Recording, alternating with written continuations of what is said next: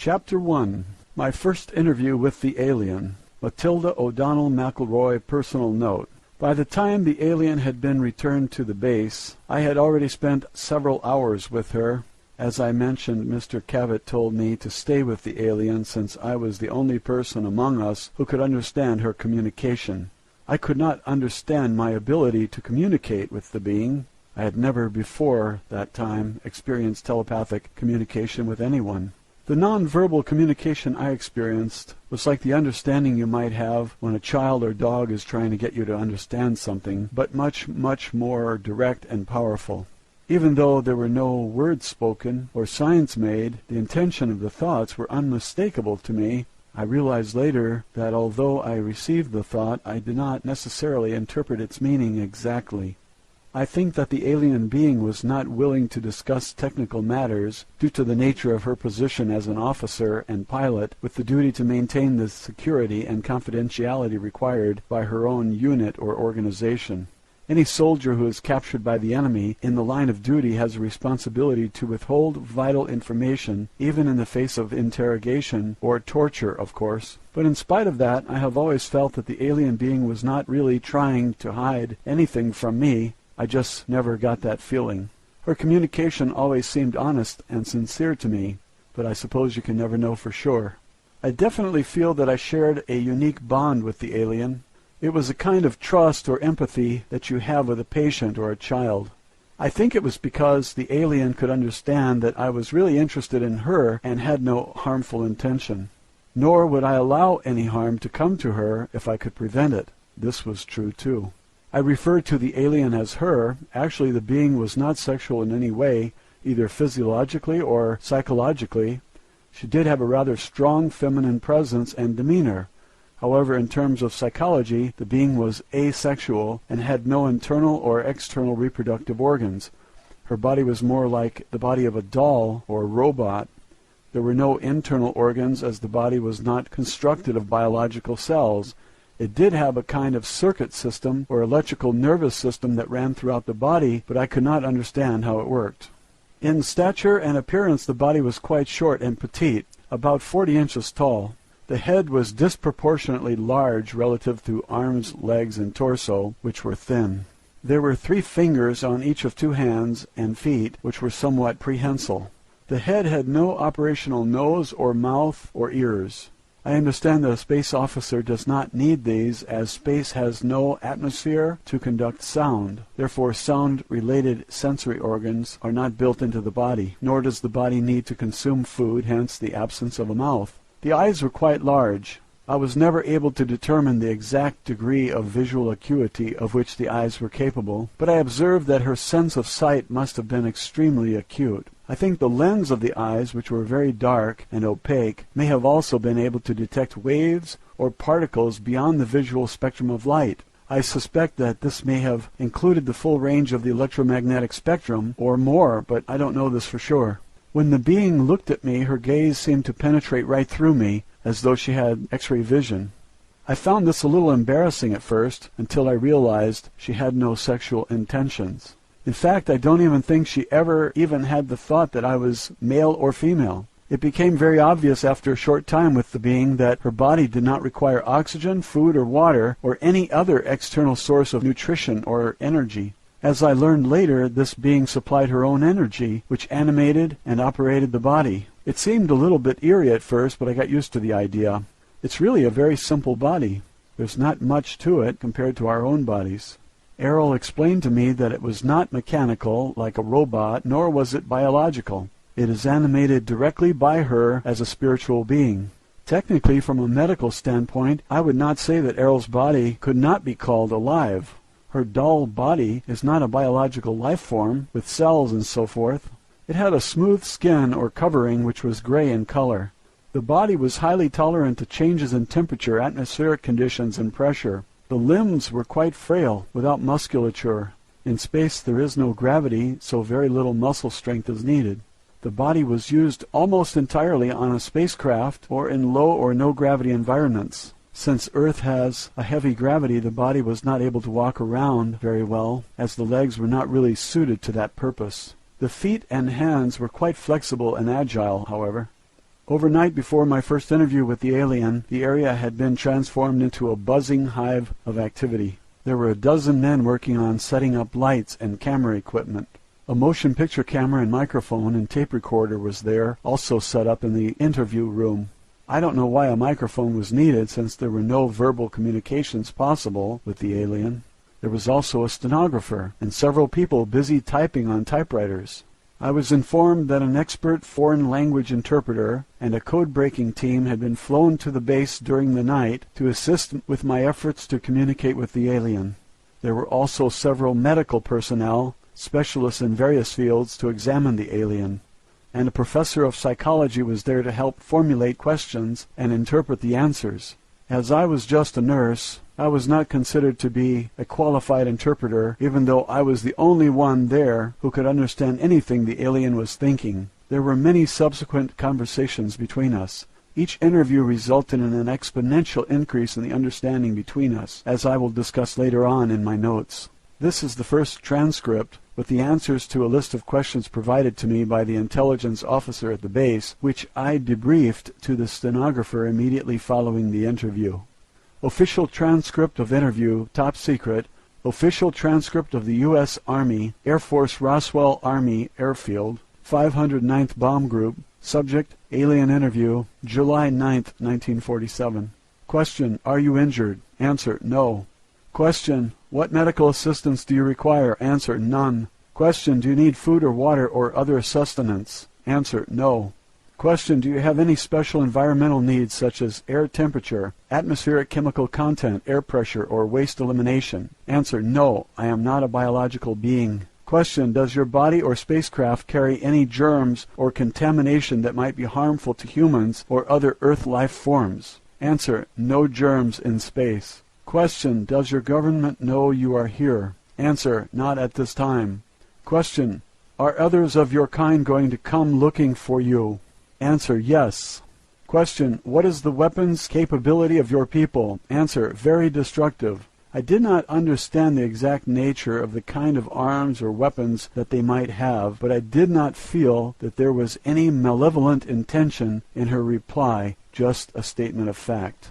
Question, why did your spacecraft crash? Answer, it was struck by an electrical discharge from the atmosphere, which caused us to lose control. Question, why was your spacecraft in this area? Answer, investigation of burning clouds, radiation, explosions. Question, how does your spacecraft fly? Answer, it is controlled through mind, responds to thought commands.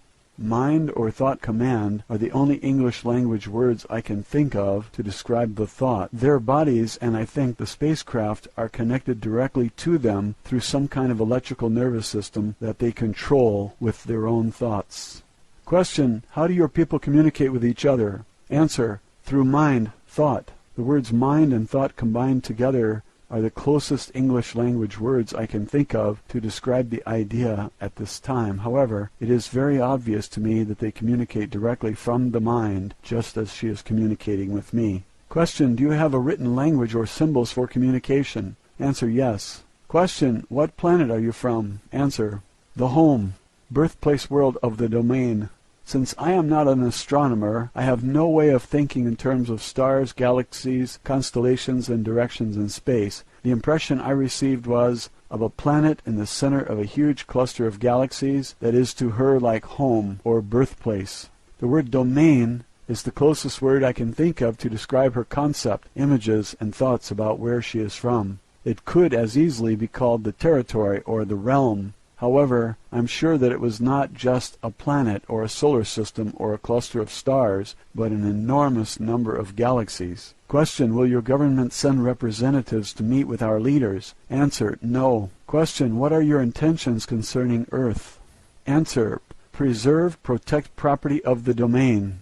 Question, what have you learned about Earth governments and military installations? Answer, poor, small, destroy planet. Question, why haven't your people made your existence known to the people of Earth? Answer, watch, observe, no contact. I got the impression that contact with people on Earth was not permitted, but I could not think of a word or idea that communicated the impression I got exactly. They are just observing us. Question, Have your people visited Earth previously? Answer: periodic, repeating observations. Question: how long have you known about Earth? Answer: long before humans. I'm not sure if the word prehistoric would be more accurate, but it was definitely a very long period of time before human beings evolved. Question: what do you know about the history of civilization on Earth? Answer: small interest, attention, small time. The answer to this question seemed very vague to me. However, I perceived that her interest in Earth history is not very strong, or that she did not pay much attention to it. Or maybe, I don't know, I really didn't get an answer to the question. Question: can you describe your home world to us? Answer: place of civilization, culture, history, large planet, wealth, resources always, order, power, knowledge, wisdom, 2 stars, 3 moons. Question: what is the state of development of your civilization? Answer: ancient, trillions of years, always, above all others, plan, schedule, progress, win, high goals, ideas. I use the number trillions because I am sure that the meaning was a number larger than many billions. The idea of the length of time she communicated is beyond me. It's really closer to the idea of infinity in terms of Earth years. Question: do you believe in God? Answer: we think. It is. Make it continue. Always. I am sure that the alien being does not understand the concept of God or worship as we do. I assume that the people in her civilization were all atheists. My impression was that they think very highly of themselves and are very prideful indeed. Question: what type of society do you have? Answer: order, power, future always, control, grow. These are the closest words I can use to describe the idea she had about her own society or civilization. Her emotion when communicating her response to this question became very intense, very bright and emphatic. Her thought was filled with an emotion that gave me a feeling of jubilation or joy, but it made me very nervous also. Question: are there other intelligent life forms besides yourself in the universe?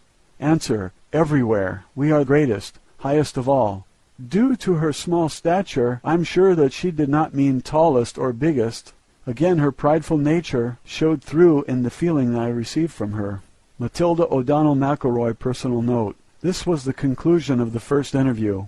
When the answers to the first list of questions were typed and given to the people who were waiting for them, they were very excited that I was able to get the alien to say anything. However, after they finished reading my answers, they were disappointed that I could not understand more clearly. Now they had a lot of new questions because of the answers I received to the first list of questions. An officer told me to await further instructions.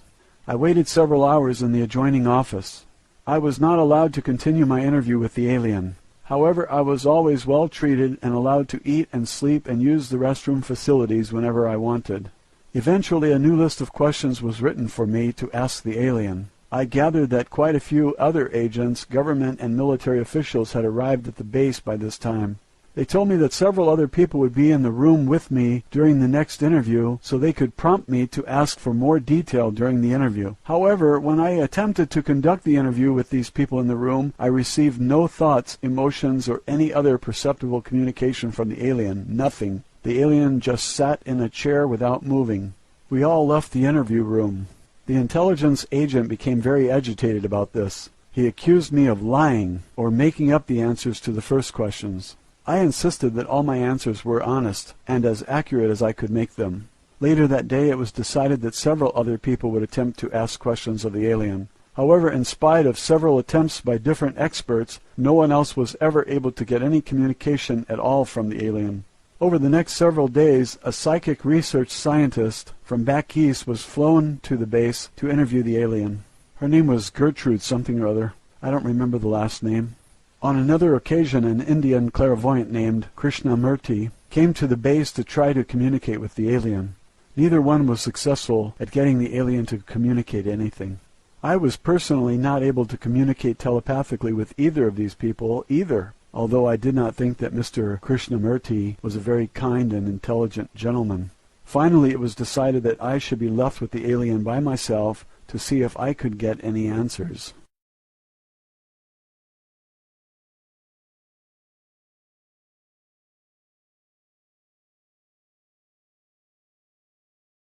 Chapter 2, my second interview.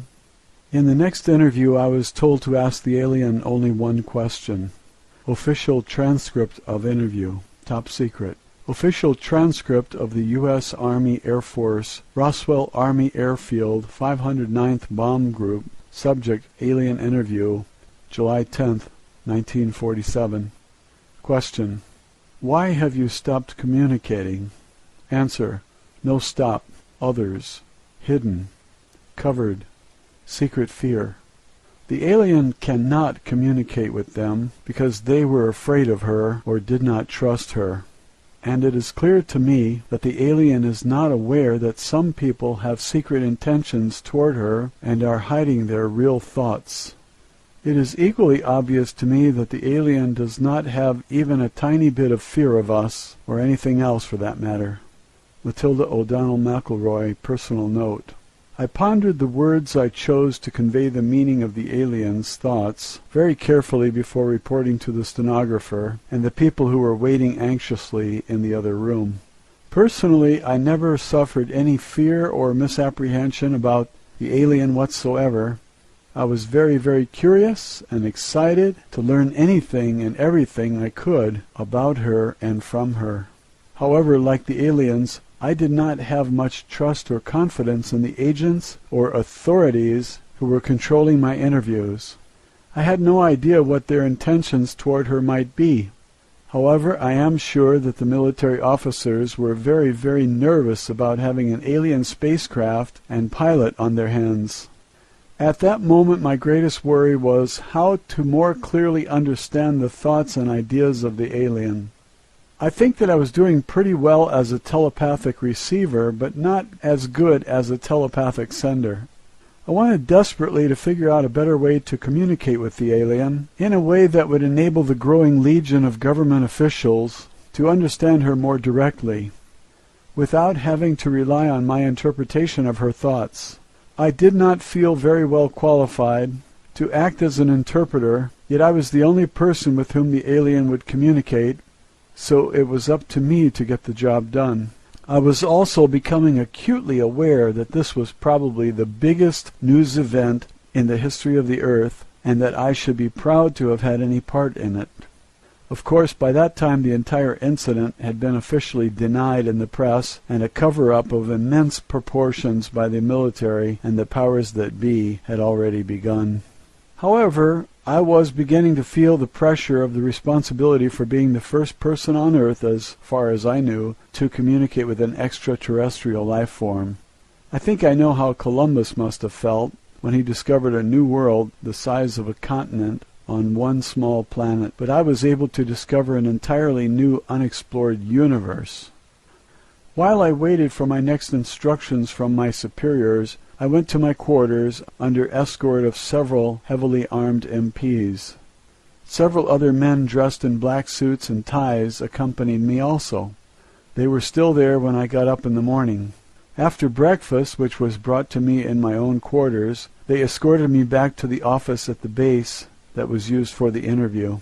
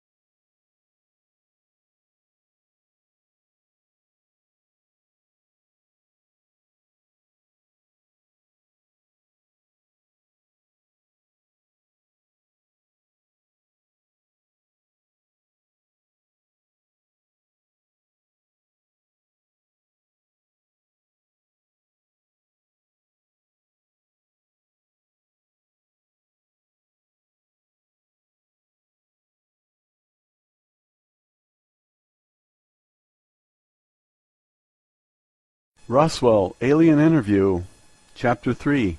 My third interview, Matilda O'Donnell McElroy, personal note.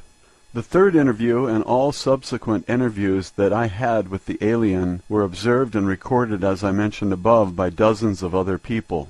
Although they were not physically present, a special room had been constructed with a window of one-way glass through which the interview could be observed from an adjoining room without intruding on the alien.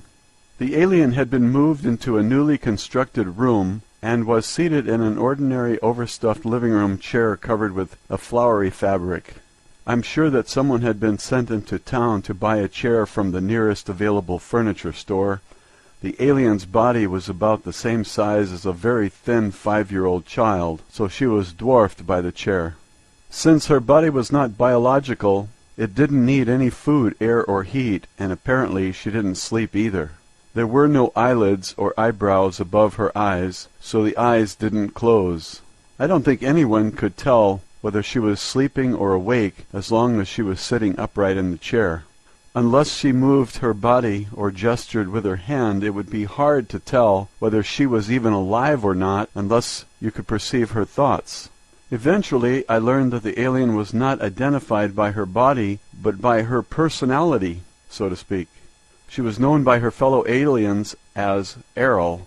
This is the closest word I can use to describe the name using the English alphabet. I sensed that she preferred the feminine gender. I think we shared a natural female empathy and nurturing attitude toward life and each other. I am sure she did not feel comfortable with the combative, aggressive, domineering attitude of the male officers and agents, each of whom was more concerned with their own personal self-importance and power than with discovering the secrets of the universe. When I entered the room, she was very pleased to see me. I felt a very genuine sense of recognition, relief, and a warm feeling from her.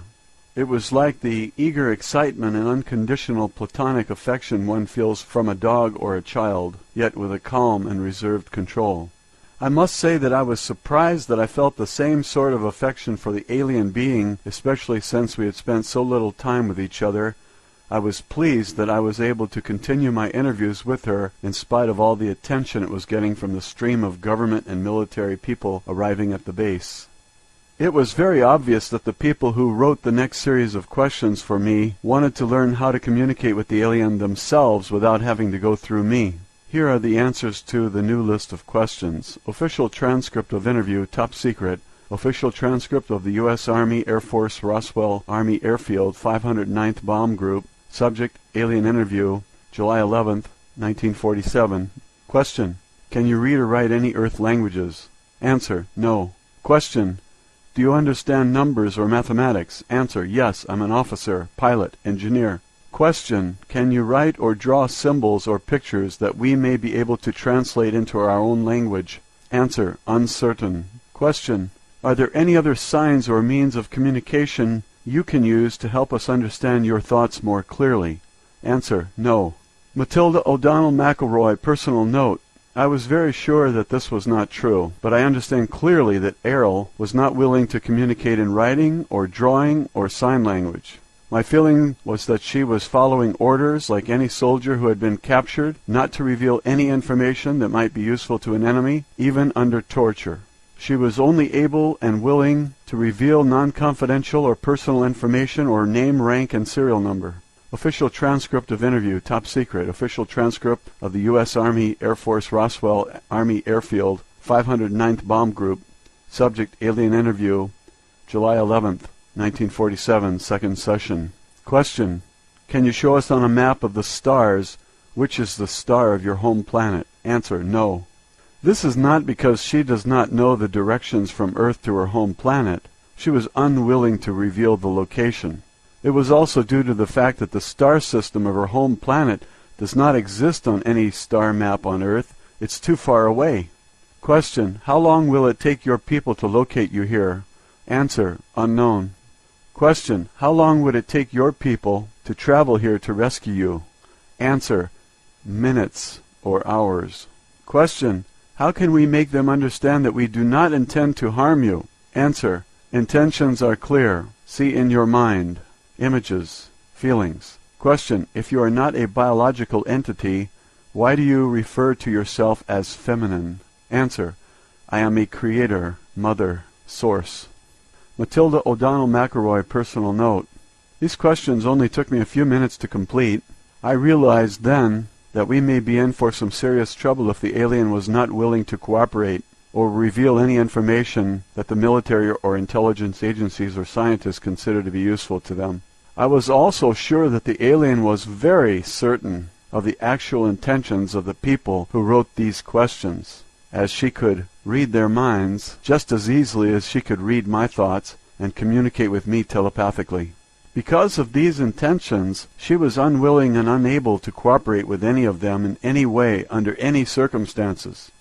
And I am equally sure that since she is not a biological life form, that there was no kind of torture or coercion that would change her mind. Roswell, Alien Interview, Chapter 4, The Language Barrier. Matilda O'Donnell McElroy personal note. After I explained what I thought were the reasons for the no answer to the intelligence agents, there was a great deal of upset and turmoil. A very heated discussion took place between some of the intelligence officers, military officials, psychologists, and the language interpreters. This lasted for several hours. It was finally decided that I should be allowed to continue to interview the alien, provided I could get a satisfactory answer from her to the following question. Official transcript of interview, top secret. Official transcript of the US Army Air Force, Roswell Army Airfield, 509th Bomb Group. Subject: Alien Interview, July 11th, 1947, third session. Question: what assurance or proof do you require from us that will make you feel safe enough to answer our questions? Answer: only she speaks, only she hears. Only she questions, no others. Must learn, know, understand. Matilda O'Donnell McElroy personal note. When I returned to the interview room to report the alien response to this question, I received a grim and skeptical reception from the assembled intelligence agents and military personnel. They could not understand what the alien meant by this. I admitted that I really couldn't understand what she meant either, but I was doing the best that I could to articulate her telepathic intentions. I told the officials that perhaps the communication problem had to do with my inability to understand the telepathic language of the alien clearly enough to be satisfactory. I was so discouraged at that point I almost felt like giving up. And now there was even more arguments than before. I was sure I was going to be removed from my position in spite of the fact that the alien refused to communicate with anyone else, or that no one else had been found who could communicate with her. Fortunately, a very clever fellow named John Newble, who was a Japanese language specialist from the Navy, had an explanation and a solution to the problem. He explained that first, the problem had very little to do with the inability of the alien to communicate. It had more to do with her unwillingness to communicate with anyone other than myself. Second, in order for any clear, comprehensive communication to happen, both parties needed to understand and communicate through a common language.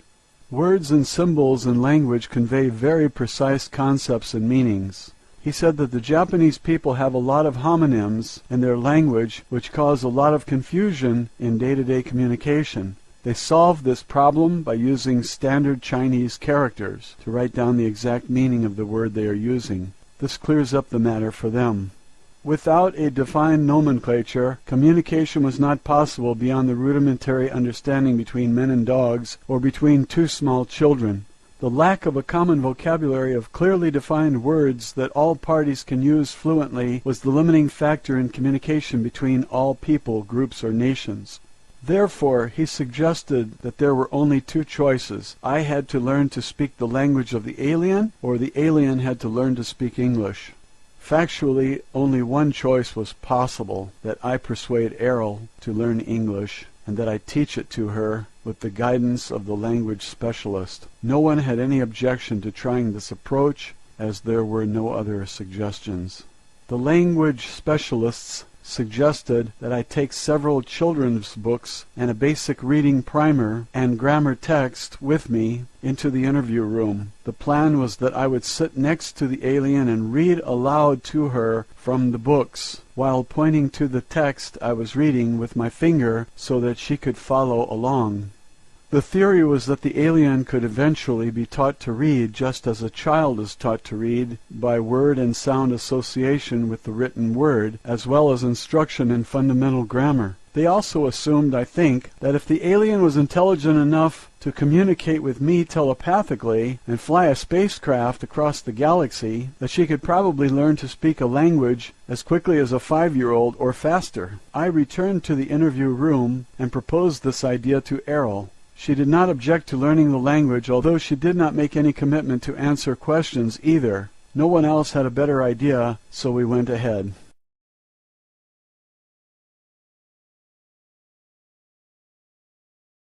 Roswell, Alien Interview, Chapter 5, Reading Lessons, Matilda O'Donnell McElroy Personal Note. I began the reading lessons with the first pages of a book that had been used to teach pioneer children in the 1800s on the frontiers of America. It is called McGuffey's Eclectic Reader, Primer through 6th. Since I am a nurse and not a teacher, the language expert who gave me the books also gave me an extensive briefing, a course that took an entire day, on how to use the books to teach the alien. He said the reason he chose these particular books was because the original 1836 version of these books were used for 3/4 of a century to teach about 4/5 of all American school children how to read. No other books ever had so much influence over American children for so long. McGuffey's educational course begins in the primer by presenting the letters of the alphabet to be memorized in sequence. Children were then taught step by step to use the building blocks of the language to form and pronounce words using the phonics method, which involves teaching children to connect sounds with letters. Each lesson begins with a study of the words used in the reading exercise and with markings to show the correct pronunciation for each word. I discovered that the stories in the first and second readers picture children in their relationship with family members, teachers, friends, and animals.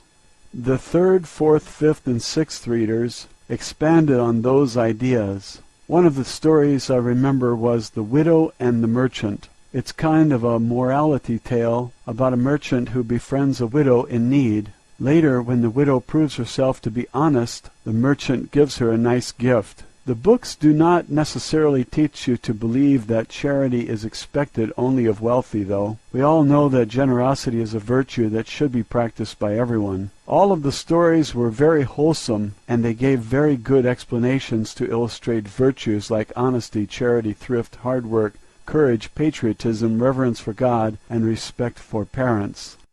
Personally, I would recommend this book to anyone. I also discovered that the vocabulary used in the book was very advanced compared to the relatively limited number of words people use commonly in our modern age. I think that we have lost a lot of our own language since our founding fathers wrote the Declaration of Independence over 200 years ago. As instructed, I sat next to Airl in the interview room, reading aloud to her from each successive book in the series of the McGuffey Readers. Each of the books had excellent, simple illustrations of the stories and subjects being taught, although they are very outdated by today's standards.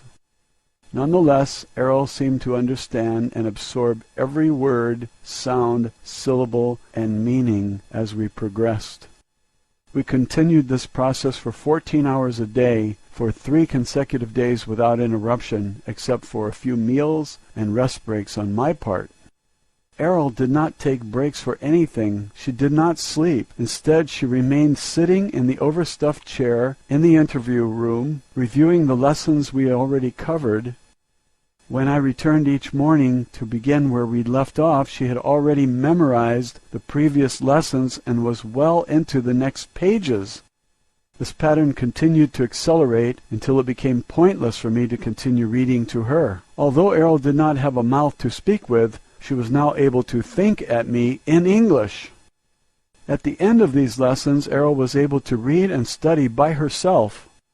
I showed her how to use a dictionary to look up new words she encountered. Airl consulted the dictionary continually after that. From then on, my job was acting as a courier for her, requesting that reference books be brought to her in a steady stream. Next, Mr. Newble brought in a set of the Encyclopedia Britannica. Airl especially enjoyed this because it had a lot of pictures. After that, she requested many more picture books and reference books with photographs and drawings, because it was much easier to understand the meaning if she could see a picture of the thing she was studying. Over the next 6 days, books were brought in from libraries all over the country, I presume, because it wasn't more than a few more days before she had read through several hundred of them. She studied every subject I could imagine, and many other very technical things I never wanted to know anything about, like astronomy, metallurgy, engineering, mathematics, various technical manuals, and so forth. Later she began to read fiction books, novels, poetry, and the classics of literature. Airl also asked to read a great many books on the subjects in the humanities, especially history. I think she must have read at least 50 books about human history and archaeology. Of course, I made sure that she received a copy of the Holy Bible also, which she read from cover to cover without comment or questions. Although I continued to stay with Airl for 12 to 14 hours each day, most of that time during the following week had been spent without much communication between us, except for an occasional question she asked me. The questions were usually meant to give her a sense of context or to clarify something in the books she was reading. Oddly, Airl told me that her favorite books were Alice's Adventures in Wonderland, Don Quixote's de la Mancha, and 1001 Nights. She said the authors of these stories showed that it is more important to have a great spirit and imagination than great skill or power. I could not answer a lot of her questions, so I consulted with people in the outer rooms for answers. Most of these had to do with technical and scientific things. A few of her questions were about the humanities. The depth of complex understanding and subtlety of her questions showed that she had a very penetrating intellect. Personally, I think she had already known a lot more about the culture and history of Earth than she was willing to admit when we started. I would soon discover how much more.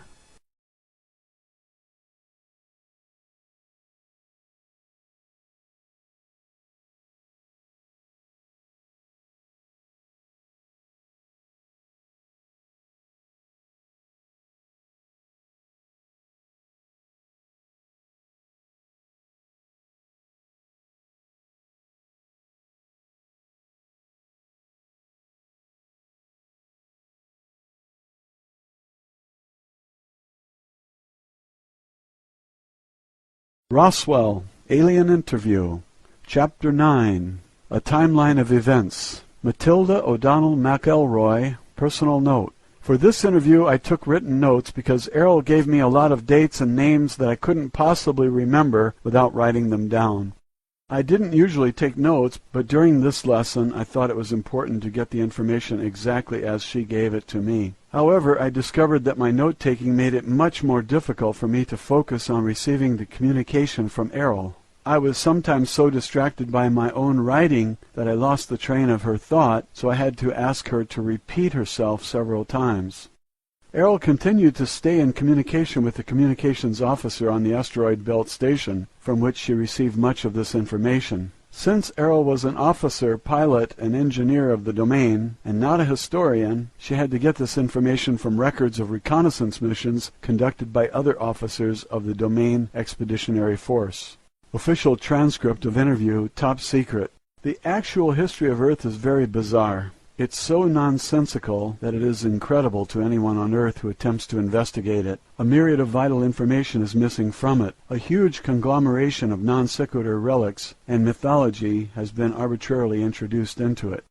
The volatile nature of the Earth itself cyclically covers, drowns, mixes, and shreds physical evidence. These factors, combined with amnesia, post-hypnotic suggestions, false facades, and cover manipulation, make a reconstruction of the factual origins and history of Earth civilizations virtually indecipherable.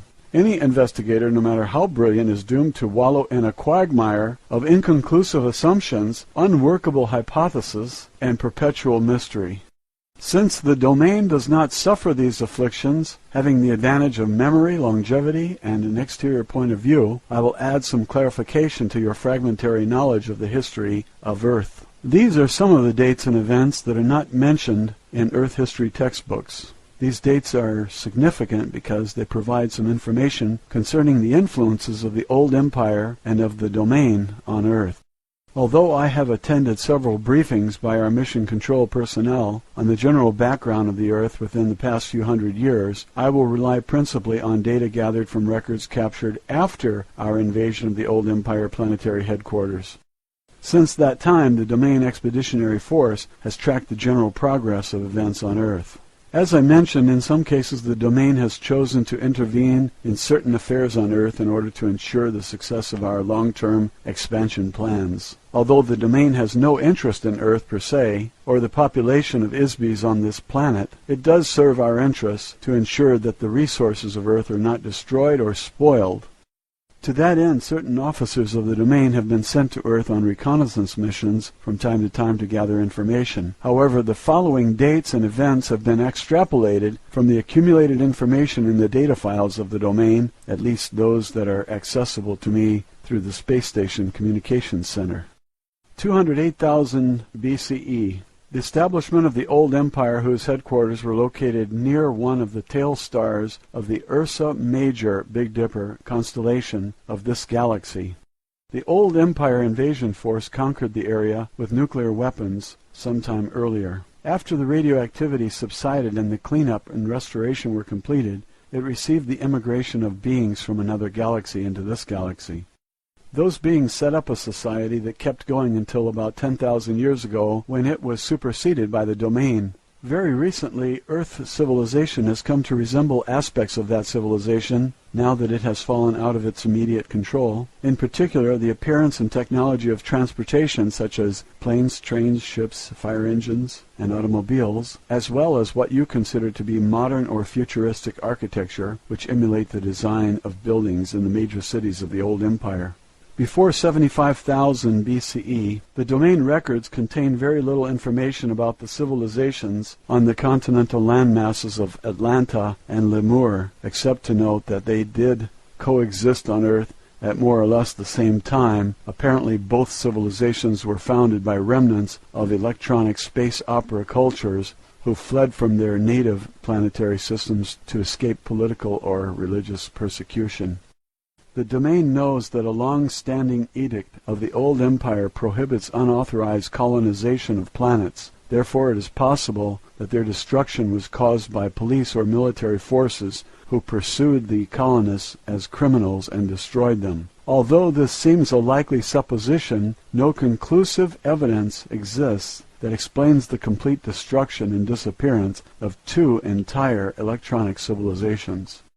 Another possibility is that a massive submarine volcanic eruption in the region of Lake Toba in Sumatra and Mount Krakatoa in Java caused the destruction of Lemur. The floodwaters caused by the eruption overwhelmed all the land masses, including the highest mountains.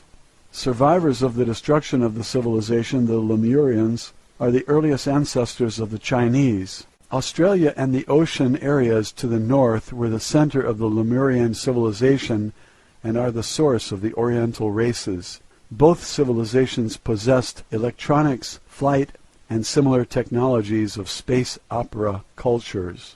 Apparently the volcanic eruption expelled such a significant mass of molten rock that the resulting vacuum beneath the crust of Earth caused great areas of the land masses to sink below the oceans. The continental areas occupied by both civilizations were covered with volcanic matter and then submerged, leaving very little evidence that they ever existed except for legends of a global flood which prevail in every culture of the earth, and for survivors who are the genus of the Oriental races and cultures. That kind of colossal volcanic explosion fills the stratosphere with toxic gases which are carried around the whole planet. The usual refuse of these volcanic eruptions can easily cause a rain that lasts 40 days and 40 nights due to atmospheric pollution, as well as an extensive period during which radiation from the sun is deflected back into space and causes global cooling. Certainly such an event would cause an ice age, extinctions of life forms, and many other relatively long-term changes lasting thousands of years. Due to the myriad types of naturally occurring global cataclysmic events which are indigenous to Earth, it is not a suitable planet for habitation by ISBs. In addition, there have been occasional global cataclysms caused by ISBs, such as the one that destroyed the dinosaurs more than 70 million years ago. That destruction was caused by an intergalactic warfare, during which time Earth and many other neighboring moons and planets were bombarded by atomic weapons. Atomic explosions cause atmospheric fallout much like that of volcanic eruptions. Most of the planets in this sector of the galaxy have been uninhabitable deserts since then. Earth is undesirable for many other reasons: heavy gravity and dense atmosphere, floods, earthquakes, volcanoes, polar shifts, continental drift, meteor impacts, atmospheric and climatic changes, to name a few. What kind of lasting civilization could any sophisticated culture propose to develop in such an environment? In addition, Earth is a small planet of a rim star of a galaxy. This makes Earth very isolated geographically from the more concentrated planetary civilizations which exist toward the center of the galaxy. These obvious facts have made Earth suitable for use only as a zoological or botanical garden, or for its current use as a prison, but not much else. Before 30,000 years BCE, Earth started being used as a dumping ground and prison for ISBs who were judged untouchable, meaning criminal or nonconformists. ISBs were captured, encapsulated in electronic traps, and transported to Earth from various parts of the old empire. Underground amnesia stations were set up on Mars and on Earth in the Rwenzori Mountains in Africa, in the Pyrenees Mountains of Portugal, and in steppes of Mongolia. These electronic monitoring points create force screens designed to detect and capture ISBs when the ISB departs the body at death. ISBs are brainwashed using extreme electronic force in order to maintain Earth's population in a state of perpetual amnesia. Further population controls are installed through the use of long-range electronic thought control mechanisms. These stations are still in operation, and they are extremely difficult to attack or destroy, even for the domain, which will not maintain a significant military force in this area until a later date. The pyramid civilizations were intentionally created as a part of the ISB prison system on Earth. The pyramid is alleged to be the symbol for wisdom. However, the wisdom of the old empire on planet Earth is intended to operate as part of the elaborate amnesia trap consisting of mass, meaning, and mystery. These are opposite to the qualities of an immortal spiritual being which has no mass or meaning. An ISB is solely because it thinks that it is. Mass represents the physical universe, including objects such as stars, planets, gases, liquids, energy particles, and teacups. The pyramids were very, very solid objects, as were all the structures created by the old empire. Heavy, massive, dense, solid objects create the illusion of eternity. Dead bodies wrapped in linen, soaked in resin, placed inside engraved golden coffins, and entombed with earthly possessions amid cryptic symbols create an illusion of eternal life. However, dense, heavy physical universe symbols are the exact opposite of an ISB. An ISB has no mass or time. Objects do not endure forever. An ISB is forever. Meaning. False meanings prevent knowledge of the truth. The pyramid cultures of Earth are a fabricated illusion. They are nothing more than false civilizations contrived by the old empire, mystery cult, called the Brothers of the Serpent. False meanings were invented to create the illusion of a false society to further reinforce the amnesia mechanism among the inmates in the Earth prison system. Mystery is built of lies and half-truths. Lies cause persistence because they alter facts which are comprised of exact dates, places, and events. When truth is known, a lie no longer persists. If the exact truth is revealed, it is no longer a mystery. All of the pyramid civilizations of Earth were carefully contrived of layer upon layer of lies skillfully combined with a few truths. The priest cult of the old empire combined sophisticated mathematics and space opera technology with their theatrical metaphors and symbolism.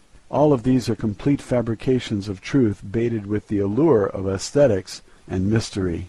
The intricate rituals, astronomical alignments, secret rites, massive monuments, marvelous architecture, artistically rendered hieroglyphs, and man-animal gods were designed to create an unsolvable mystery for the ISB prison population on Earth. The mystery diverts attention away from the truth that ISBs have been captured, given amnesia, and imprisoned on a planet far, far away from their home. The truth is that every single ISB on Earth came to Earth from some other planetary system.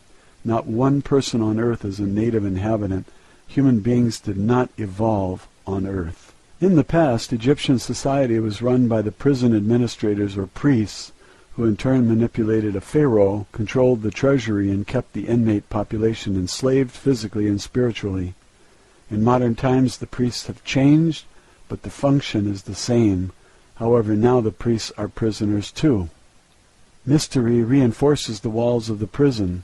The old empire feared that the ISBs on Earth might regain their memory. Therefore, one of the primary functions of the old empire priesthood is to prevent ISBs on Earth from remembering who they really are, how they came to Earth, where they came from. The old empire operators of the prison system and their superiors do not want ISBs to remember who murdered them, captured them, stole all of their possessions, sent them to Earth, gave them amnesia, and condemned them to eternal imprisonment. Imagine what would happen if all the inmates in the prison suddenly remembered that they have the right to be free. What if they suddenly realize that they have been falsely imprisoned and rise up as one against the guards? They are afraid to reveal anything that looks like the civilization of the inmates' home planets. A body, a piece of clothing, a symbol, a spaceship, an advanced electronics device, or any other remnant of civilization from a home planet could remind a being and rekindle his memory. Sophisticated technologies of entrapment and enslavement, which were developed over millions of years in the old empire, have been applied to the ISBs on Earth with the intention to create a false facade for the prison. These facades were installed on Earth in totality all at once. Every piece is a fully integrated part of the prison system. This includes a religion of mumbo-jumbo doublespeak. Every pyramid civilization uses this as part of a control mechanism to keep the population enslaved by force, by fear, and by ignorance.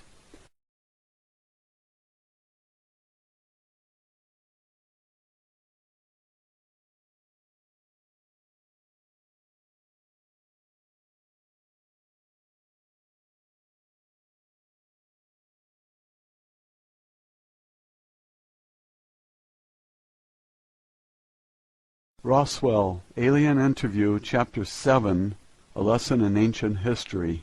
Matilda O'Donnell McElroy, Personal Note. My instruction with Airl continued through the night until dawn of the next morning. I must say that I was fascinated, skeptical, shocked, alarmed, dismayed, and disgruntled by the lesson I was getting from Airl. I could never have imagined any of what she was telling me, not even in my wildest dreams and nightmares. The next afternoon, after I had slept, showered, and eaten, I was debriefed about my interview session the previous evening by members of the gallery who recorded my account of what Airl told me. There was a stenographer present for the session as usual, to whom I debriefed after each interview, and there were also 6 or 7 men who asked for clarification of my statements. As always, there was constant pressure applied to me to use my influence with Airl to persuade her to answer specific questions prompted by members of the gallery. I did my best to reassure everyone that I would give my very best efforts to do so. Nevertheless, only 3 things happened every day thereafter. Airl resolutely refused to answer any questions that she sensed had been posed by or suggested to me by the gallery. 2. Airl continued to instruct me in the subject matter of her own choice. 3. Every evening after my interview with or instruction from Airl, she would give me a new list of subject matter about which she wanted more information. Each evening I presented this list to the gallery. The next day Airl received a large stack of books, magazines, articles, and so forth. She would study all of these during the night while I slept. This pattern repeated every day during the remainder of the time I spent with her. The subject matter of my next interview or lesson from Airl continued with a brief history of Earth, our solar system, and nearby space from the perspective of the domain. Official transcript of interview, top secret. Official transcript of the US Army Air Force Roswell Army Airfield 509th Bomb Group. Subject Alien Interview, July 25, 1947, first session. Before you can understand the subject of history, you must first understand the subject of time. Time is simply an arbitrary measurement of the motion of objects through space. Space is not linear.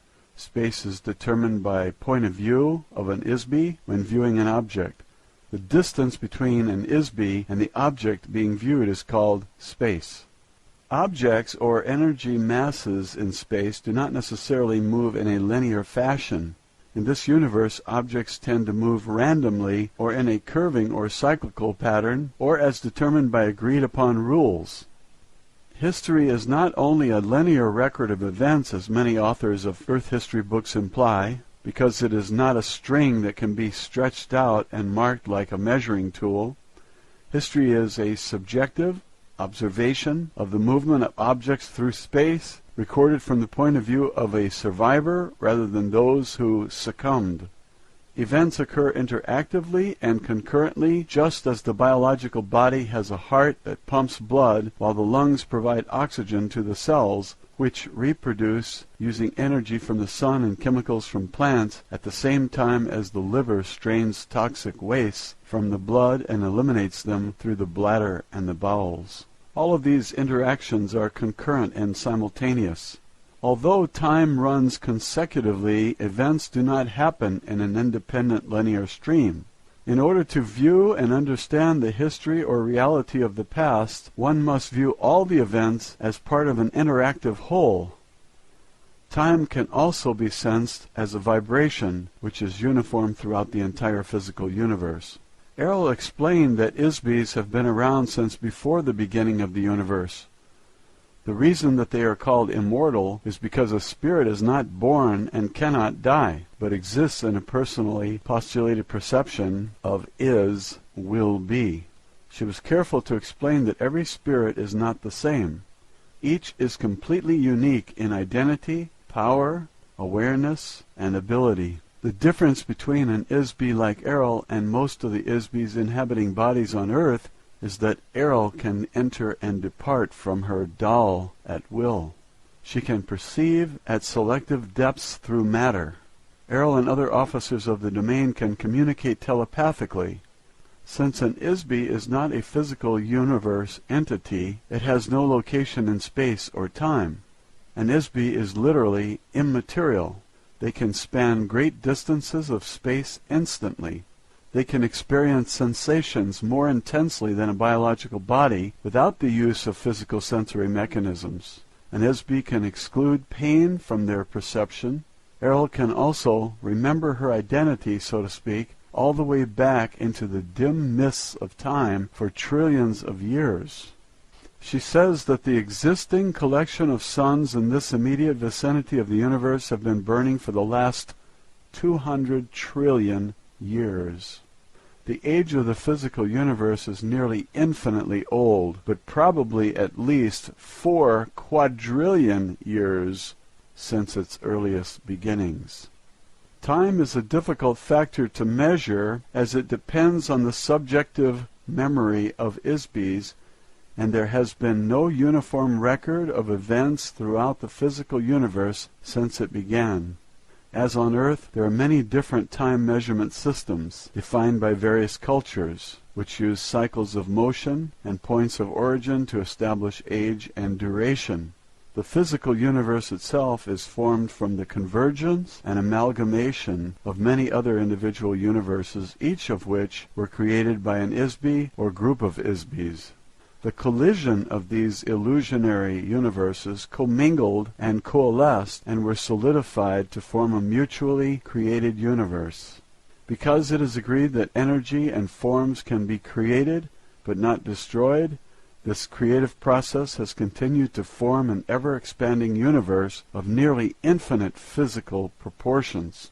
Before the formation of the physical universe, there was a vast period during which universes were not solid but wholly illusionary. You might say that the universe was a universe of magic illusions, which were made to appear and vanish at the will of the magician. In every case, the magician was one or more ISBs. Many ISBs on Earth can still recall vague images from that period. Tales of magic, sorcery, and enchantment, fairy tales and mythology speak of such things, although in very crude terms. Each ISB entered into the physical universe when they lost their own home universe. That is, when an ISB's home universe was overwhelmed by the physical universe, or when the ISB joined with other ISBs to create or conquer the physical universe.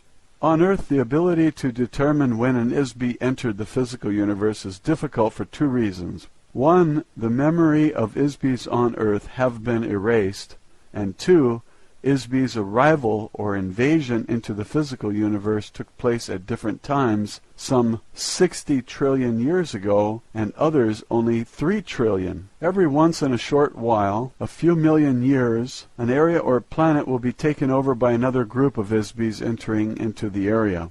Sometimes they will capture other ISBs as slaves. They will be forced to inhabit bodies to perform menial or manual work, especially mining mineral ores on heavy gravity planets such as Earth. Airl says that she has been a member of the Domain Expeditionary Force for more than 625 million years. When she became a pilot for a biological survey mission, which included occasional visits to Earth. She can remember her entire career there and for a very long time before that. She told me that Earth scientists do not have an accurate measuring system to gauge the age of matter. They assume that because certain types of materials seem to deteriorate rather quickly, such as organic or carbon-based matter, that there is a deterioration of matter. It is not accurate to measure the age of stone based on the measurement of the age of wood or bone. This is a fundamental error. Factually, matter does not deteriorate. It cannot be destroyed. Matter can only be altered in form, but it is never truly destroyed. The domain has conducted a periodic survey of the galaxies in this sector of the universe since it developed space travel technologies about 80 trillion years ago. A review of changes in the complexion of Earth revealed that mountain ranges rise and fall, continents change location, the poles of the planet shift, ice caps come and go, oceans appear and disappear, rivers, valleys, and canyons change. In all cases the matter is the same. It is always the same sand. Every form and substance is made of the same basic materials which never deteriorates. Matilda O'Donnell McElroy, personal note. I cannot even begin to imagine how advanced a civilization may have become technically and mentally after trillions of years. Just think of how advanced our own country has become compared to only 150 years ago. Only a few generations ago, transportation was on foot, horseback, or boat. Reading was done by candlelight, heating and cooking were done over a fireplace, and there wasn't any indoor plumbing. Official transcript of interview. Airl described the abilities of an ISB officer of the domain to me, and she demonstrated one to me when she contacted telepathically a communications officer of the domain who was stationed in the asteroid belt. The asteroid belt is composed of thousands of broken-up pieces of a planet that once existed between Mars and Jupiter. It serves as a good low-gravity jumping-off point for incoming spacecraft traveling toward the center of our galaxy. She requested that this officer consult information stored in the files of the domain concerning the history of Earth. She asked the communications officer to feed this information to Airl. The communications officer immediately complied with the request. Based on the information stored in the files of the domain, Airl was able to give me a brief overview of our history lesson. This is what Airl told me that the domain had observed about the history of Earth. She told me that the domain expeditionary force first entered into the Milky Way galaxy very recently, only about 10,000 years ago. The first action was to conquer the home planets of the Old Empire. This is not the official name, but a nickname given to the conquered civilization by the domain forces that served as the seat of central government for this galaxy and other adjoining regions of space. These planets are located in the stars systems in the tail of the Big Dipper constellation. She did not mention which stars exactly. About 1,500 years later, the domain began the installation bases for their own forces along the path of invasion which leads towards the center of the galaxy and beyond. About 8,200 years ago, the domain forces set up a base on Earth in the Himalaya Mountains near the border of modern Pakistan and Afghanistan. This was a base for the battalion of the Domain Expeditionary Force, which included about 3,000 members. They set up a base under or inside the top of the mountain. The mountain top was drilled into and made hollow to create an area large enough to house the ships and personnel of that force. An electronic illusion of the mountain top was created to hide the base by projecting a false image from inside the mountain against a force screen. The ships could then enter and exit through the force screen, yet remain unseen by Homo sapiens. Shortly after they settled there, the base was surprised by an attack from a remnant of the military forces of the Old Empire. Unbeknownst to the domain, a hidden underground base on Mars, operated by the Old Empire, had existed for a very long time. The domain base was wiped out by a military attack from the Mars base, and the ISBs of the Domain Expeditionary Force were captured. You can imagine that the domain was very upset about losing such a large force of officers and crew, so they sent other crews to Earth to look for them. Those crews were also attacked. The captured ISBs from the domain forces were handled in the same fashion as all other ISBs who have been sent to Earth. They were each given amnesia, had their memories replaced with false pictures and hypnotic commands, and sent to Earth to inhabit biological bodies. They are still a part of the human population today. After a very persistent and extensive investigation into the loss of their crews, the domain discovered that Old World Empire has been operating a very extensive and very carefully hidden base of operations in this part of the galaxy for millions of years. No one knows exactly how long. Eventually the spacecraft of the Old Empire forces and the domain engaged each other in open combat in the space of the solar system. According to Airl, there was a running battle between the Old Empire forces and the domain until about 1235 AD, when the domain forces finally destroyed the last of the spacecraft of the Old Empire force in this area. The Domain Expeditionary Force lost many of its own ships in this area during that time also. About 1,000 years later, the Old Empire base was discovered by accident in the spring of 1914 AD. Roswell, Alien Interview, Chapter 8, A Lesson in Recent History. Matilda O'Donnell McElroy, personal note. This interview taught me a history lesson I will never read in any textbook written on Earth.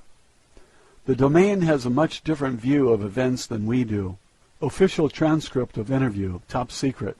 Official transcript of the US Army Air Force, Roswell Army Airfield, 509th Bomb Group. Subject, Alien Interview, July 26, 1947, first session.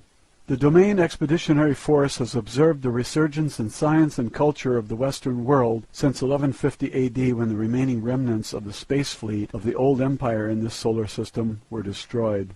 The influence of the remote control hypnosis operation diminished slightly after that time, but still remains largely in force. Apparently a small amount of damage was done to the Old World remote mind control operation, which resulted in a small decrease in the power of this mechanism. As a result, some memory of technologies that ISBs already knew before they came to Earth started to be remembered. Thereafter, the oppression of knowledge that is called the Dark Ages in Europe began to diminish after that time. Since then, the knowledge of the basic laws of physics and electricity have revolutionized Earth culture virtually overnight. The ability to remember technology by many of the geniuses in the ISB population of Earth was partially restored, when not so actively suppressed as it was before 1150 AD. Sir Isaac Newton is one of the best examples of this. In only a few decades, he single-handedly reinvented several major and fundamental scientific and mathematic principles. The men who remembered these sciences already knew them before they were sent to Earth.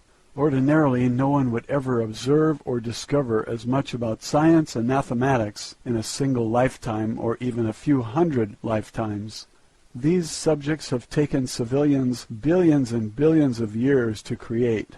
ISBs on Earth have only just begun to remember small fragments of all the technologies that exist throughout the universe. Theoretically, if the amnesia mechanisms being used against Earth could be broken entirely, ISBs would regain all their memory. Unfortunately, similar advances have not been seen in the humanities, as the ISBs of Earth continue to behave very badly toward each other. This behavior, however, is heavily influenced by the hypnotic commands given to each ISB between lifetimes, and the very unusual combination of inmates on Earth, criminals, perverts, artists, revolutionaries, and geniuses, is the cause of a very restive and tumultuous environment. The purpose of the prison planet is to keep ISBs on Earth forever. Promoting ignorance, superstition, and war between ISBs helps keep the prison population crippled and trapped behind the wall of electronic force screens. ISBs have been dumped on Earth from all over the galaxy, adjoining galaxies, and from planetary systems all over the old empire, like Sirius, Aldebaran, the Pleiades, Orion, Draconis, and countless others. There are ISBs on Earth from unnamed races, civilizations, cultural backgrounds, and planetary environments. Each of the various ISB populations have their own language, belief systems, moral values, religious beliefs, training, and unknown and untold histories. These ISBs are mixed together with earlier inhabitants of Earth who came from another star system more than 400,000 years ago to establish the civilizations of Atlantis and Lemuria. Those civilizations vanished beneath the tidal waves caused by a planetary polar shift many thousands of years ago, before the current prison population started to arrive. Apparently, the ISBs from those star systems were the source of the original Oriental races of Earth, beginning in Australia. On the other hand, the civilizations set up on Earth by the old Empire prison system were very different from the civilization of the old Empire itself, which is an electronic space opera, atomic-powered conglomeration of earlier civilizations that were conquered with nuclear weapons and colonized by ISBs from another galaxy. The bureaucracy that controlled the former old empire was from an ancient space opera society run by a totalitarian confederation of planetary governments, regulated by a brutal social, economic, and political hierarchy, with a royal monarch as its figurehead. This type of government emerges with regularity on planets where the citizens abandon personal responsibility for autonomous self-regulation. They frequently lose their freedom to demented ISBs who suffer from an overwhelming paranoia that every other ISB is their enemy who must be controlled or destroyed. Their closest friends and allies, whom they espouse to love and cherish, are literally loved to death by them. Because such ISBs exist, the domain has learned that freedom must be won and maintained through eternal vigilance and the ability to use defensive force to maintain it. As a result, the domain has already conquered the governing planet of the old empire. The civilization of the domain, although considerably younger and smaller in size, is already more powerful, better organized, and united by an egalitarian esprit de corps never known in the history of the old empire. The recently despoiled German totalitarian state on Earth was similar to the old empire, but not nearly as brutal, and about 10,000 times less powerful. Many of the ISBs on Earth are here because they are violently opposed to the totalitarian government, or because they were so psychotically vicious that they could not be controlled by the old empire government. Consequently, the population of Earth is disproportionately comprised of a very high percentage of such beings. The conflicting cultural and ethical moral codes of the ISBs on Earth is unusual in the extreme.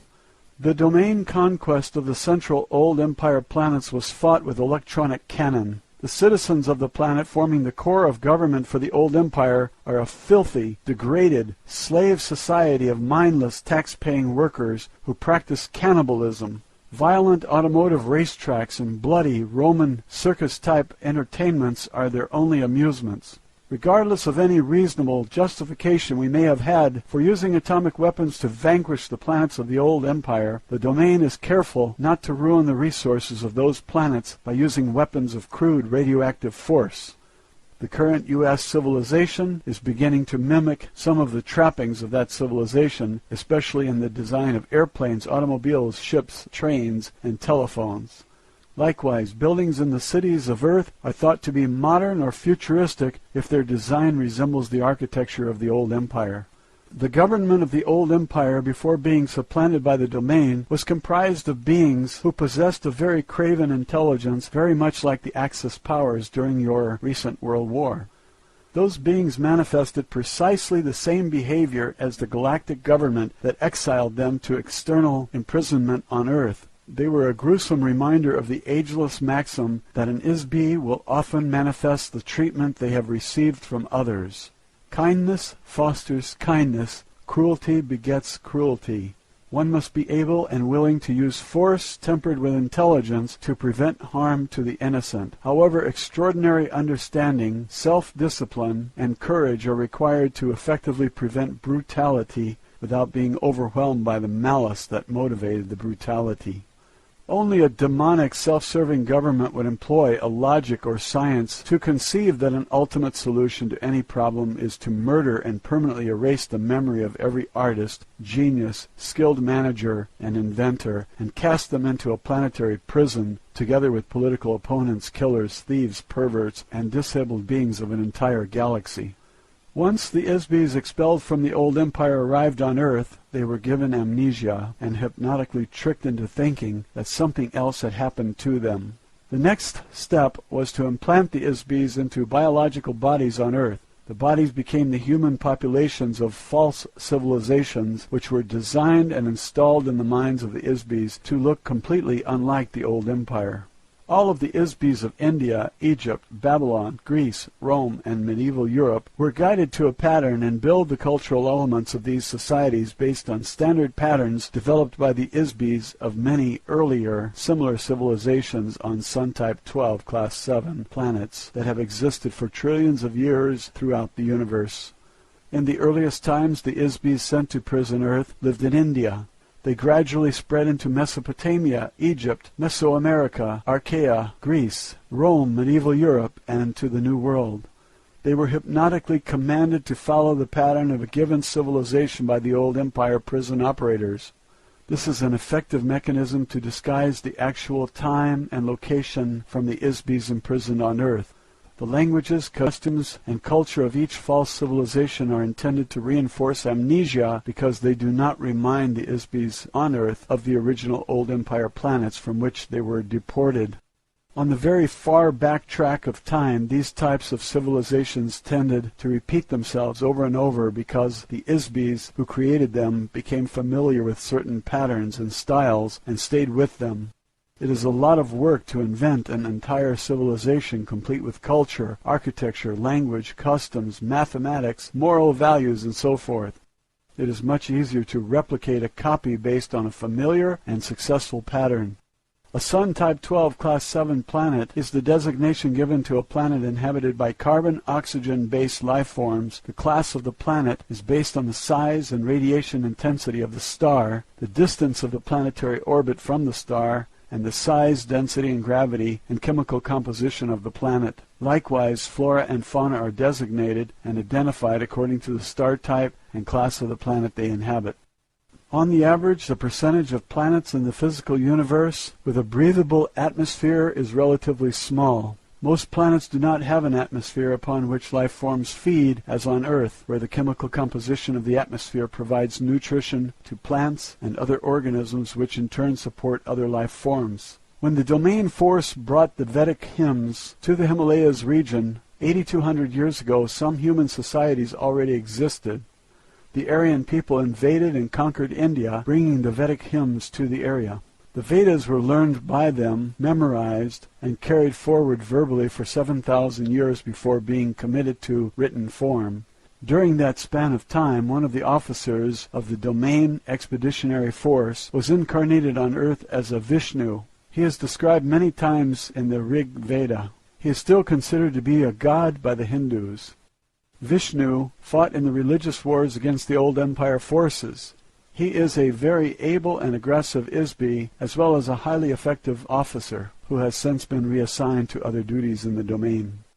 This entire episode was orchestrated as an attack and revolt against the Egyptian pantheon installed by old empire administrators. The conflict was intended to help free humankind from implanted elements of the false civilization that focused attention on many gods and superstitious ritual worship demanded by the priests who managed them. It is all part of the mental manipulation by the old empire to hide their criminal actions against the Isbis on Earth. A priesthood, or prison guards, were used to help reinforce the idea that an individual is only a biological body and is not an immortal spiritual being. The individual has no identity. The individuals have no past lives. The individual has no power. Only the gods have power, and the gods are the contrivance of the priests who intercede between men and the gods they serve.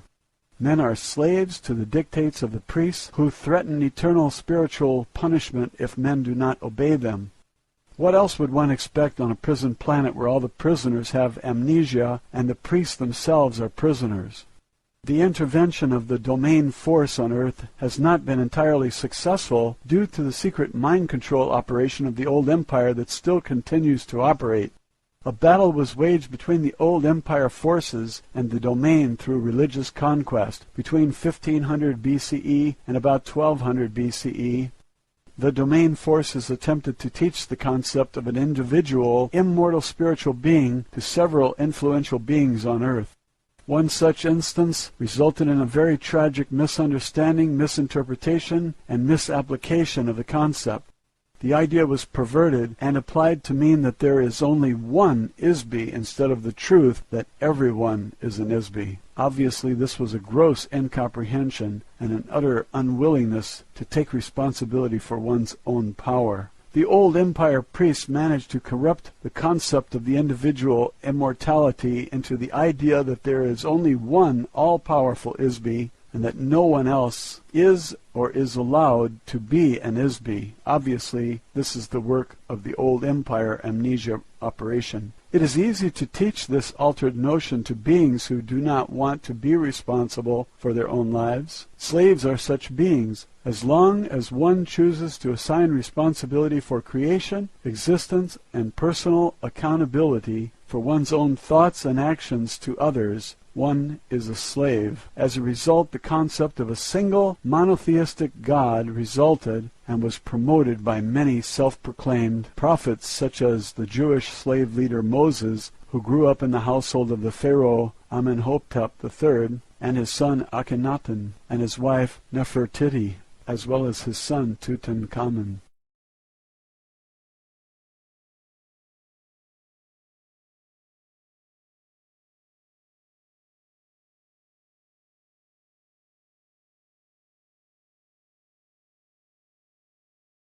Roswell, Alien Interview, Chapter 9, A Timeline of Events. Matilda O'Donnell McElroy, Personal Note. For this interview I took written notes because Airl gave me a lot of dates and names that I couldn't possibly remember without writing them down. I didn't usually take notes, but during this lesson I thought it was important to get the information exactly as she gave it to me. However, I discovered that my note-taking made it much more difficult for me to focus on receiving the communication from Airl. I was sometimes so distracted by my own writing that I lost the train of her thought, so I had to ask her to repeat herself several times. Airl continued to stay in communication with the communications officer on the asteroid belt station, from which she received much of this information. Since Airl was an officer, pilot, and engineer of the domain, and not a historian, she had to get this information from records of reconnaissance missions conducted by other officers of the Domain Expeditionary Force. Official transcript of interview, top secret. The actual history of Earth is very bizarre. It's so nonsensical that it is incredible to anyone on Earth who attempts to investigate it. A myriad of vital information is missing from it. A huge conglomeration of non sequitur relics and mythology has been arbitrarily introduced into it. The volatile nature of the Earth itself cyclically covers, drowns, mixes, and shreds physical evidence. These factors, combined with amnesia, post-hypnotic suggestions, false facades, and cover manipulation, make a reconstruction of the factual origins and history of Earth civilizations virtually indecipherable. Any investigator, no matter how brilliant, is doomed to wallow in a quagmire of inconclusive assumptions, unworkable hypotheses, and perpetual mystery. Since the domain does not suffer these afflictions, having the advantage of memory, longevity, and an exterior point of view, I will add some clarification to your fragmentary knowledge of the history of Earth. These are some of the dates and events that are not mentioned in Earth history textbooks. These dates are significant because they provide some information concerning the influences of the old empire and of the domain on Earth. Although I have attended several briefings by our mission control personnel on the general background of the Earth within the past few hundred years, I will rely principally on data gathered from records captured after our invasion of the old empire planetary headquarters. Since that time, the Domain Expeditionary Force has tracked the general progress of events on Earth. As I mentioned, in some cases the domain has chosen to intervene in certain affairs on Earth in order to ensure the success of our long-term expansion plans. Although the domain has no interest in Earth per se, or the population of Isbys on this planet, it does serve our interests to ensure that the resources of Earth are not destroyed or spoiled. To that end, certain officers of the domain have been sent to Earth on reconnaissance missions from time to time to gather information. However, the following dates and events have been extrapolated from the accumulated information in the data files of the domain, at least those that are accessible to me through the Space Station Communications Center. 208,000 BCE. The establishment of the old empire, whose headquarters were located near one of the tail stars of the Ursa Major Big Dipper constellation of this galaxy. The old empire invasion force conquered the area with nuclear weapons sometime earlier. After the radioactivity subsided and the cleanup and restoration were completed, it received the immigration of beings from another galaxy into this galaxy. Those beings set up a society that kept going until about 10,000 years ago, when it was superseded by the domain. Very recently, Earth civilization has come to resemble aspects of that civilization, now that it has fallen out of its immediate control. In particular, the appearance and technology of transportation, such as planes, trains, ships, fire engines, and automobiles, as well as what you consider to be modern or futuristic architecture, which emulate the design of buildings in the major cities of the old empire. Before 75,000 BCE, the domain records contain very little information about the civilizations on the continental landmasses of Atlanta and Lemur, except to note that they did coexist on Earth at more or less the same time. Apparently both civilizations were founded by remnants of electronic space opera cultures who fled from their native planetary systems to escape political or religious persecution. The domain knows that a long-standing edict of the old empire prohibits unauthorized colonization of planets. Therefore, it is possible that their destruction was caused by police or military forces who pursued the colonists as criminals and destroyed them. Although this seems a likely supposition, no conclusive evidence exists that explains the complete destruction and disappearance of two entire electronic civilizations. Another possibility is that a massive submarine volcanic eruption in the region of Lake Toba in Sumatra and Mount Krakatoa in Java caused the destruction of Lemur. The floodwaters caused by the eruption overwhelmed all the land masses, including the highest mountains. Survivors of the destruction of the civilization, the Lemurians, are the earliest ancestors of the Chinese. Australia and the ocean areas to the north were the center of the Lemurian civilization and are the source of the Oriental races. Both civilizations possessed electronics, flight, and similar technologies of space opera cultures. Apparently, the volcanic eruption expelled such a significant mass of molten rock that the resulting vacuum beneath the crust of Earth caused great areas of the land masses to sink below the oceans. The continental areas occupied by both civilizations were covered with volcanic matter and then submerged, leaving very little evidence that they ever existed except for legends of a global flood which prevail in every culture of the earth, and for survivors who are the genus of the Oriental races and cultures. That kind of colossal volcanic explosion fills the stratosphere with toxic gases which are carried around the whole planet. The usual refuse of these volcanic eruptions can easily cause a rain that lasts 40 days and 40 nights due to atmospheric pollution, as well as an extensive period during which radiation from the sun is deflected back into space and causes global cooling. Certainly such an event would cause an ice age, extinctions of life forms, and many other relatively long-term changes lasting thousands of years. Due to the myriad types of naturally occurring global cataclysmic events which are indigenous to Earth, it is not a suitable planet for habitation by ISBs. In addition, there have been occasional global cataclysms caused by ISBs, such as the one that destroyed the dinosaurs more than 70 million years ago. That destruction was caused by an intergalactic warfare, during which time Earth and many other neighboring moons and planets were bombarded by atomic weapons. Atomic explosions cause atmospheric fallout much like that of volcanic eruptions. Most of the planets in this sector of the galaxy have been uninhabitable deserts since then.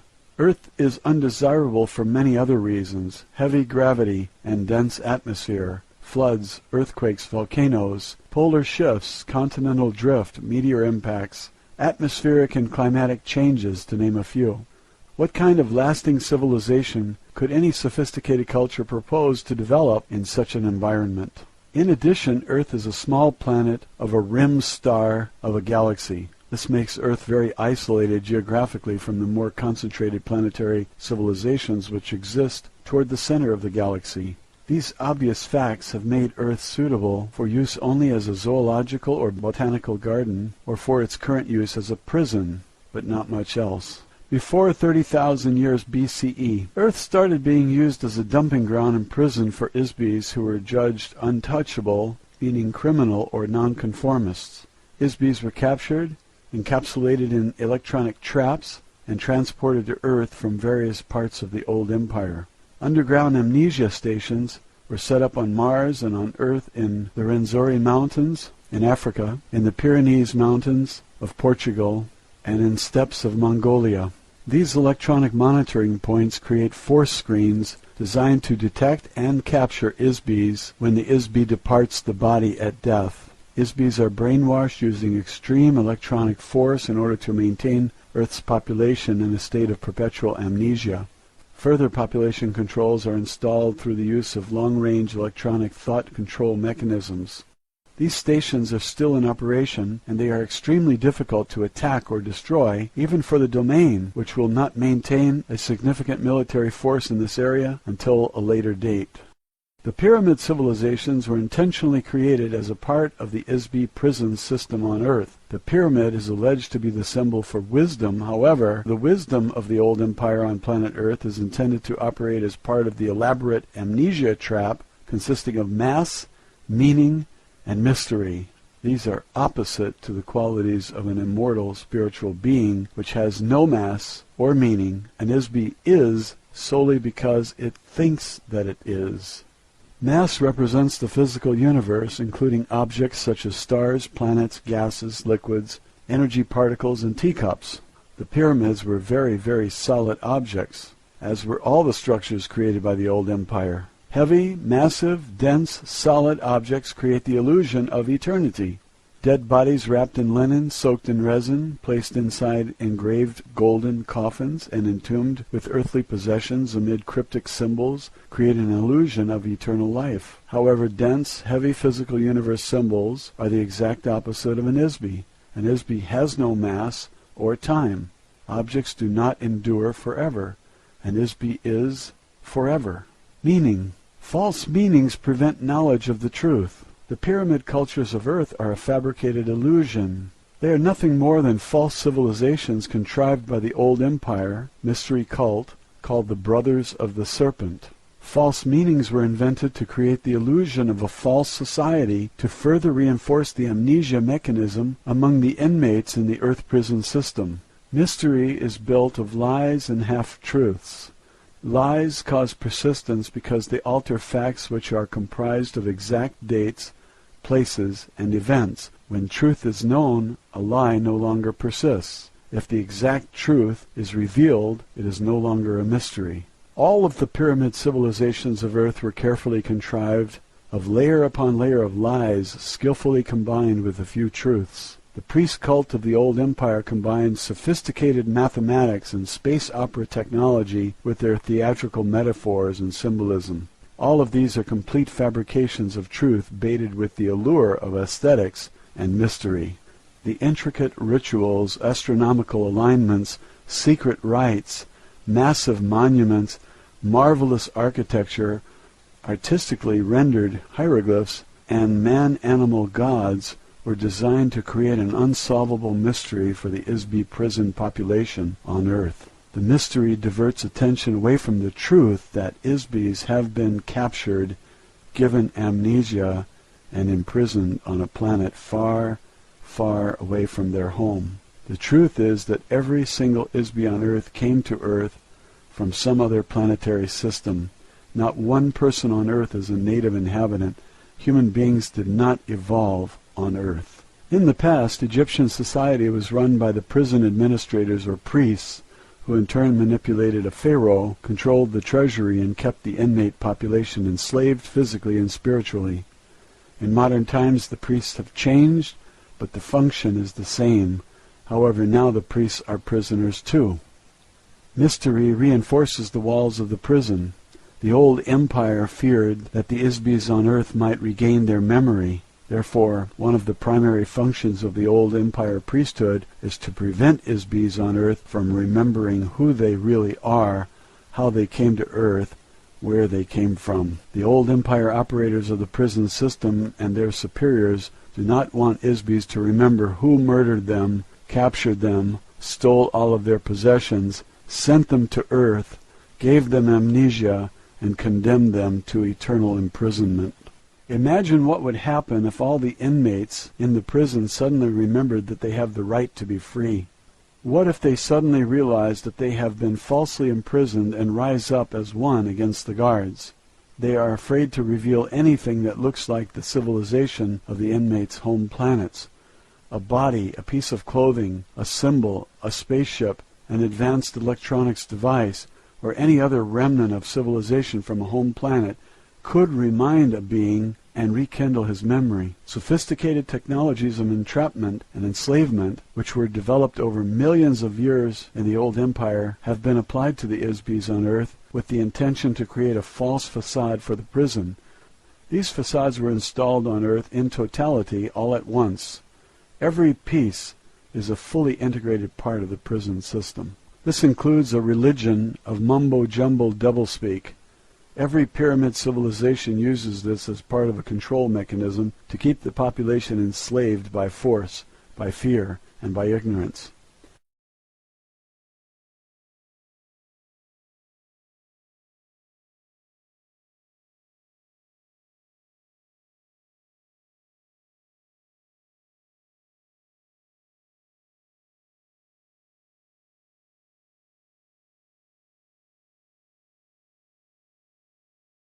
Roswell, Alien Interview, Chapter 10, A Lesson in Biology. Matilda O'Donnell McElroy, personal note. My debrief was also tape recorded as a backup and to add clarification to the stenographic notes. I debriefed immediately after my interview so that everything that was said was still fresh in my mind. When I recounted these stories to the gallery stenographer, I was still reeling a bit. The perspective on Earth history from the point of view of the domain is very strange, to say the least. I wasn't sure if my uncomfortable feeling came from being disoriented or if it came from being reoriented. Either way, I felt unsteady and confused. Yet at the same time, there was a ring of truth to it. I was elated and incredulous at the same time.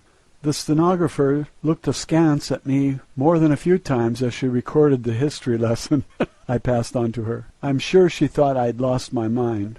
Maybe she was right.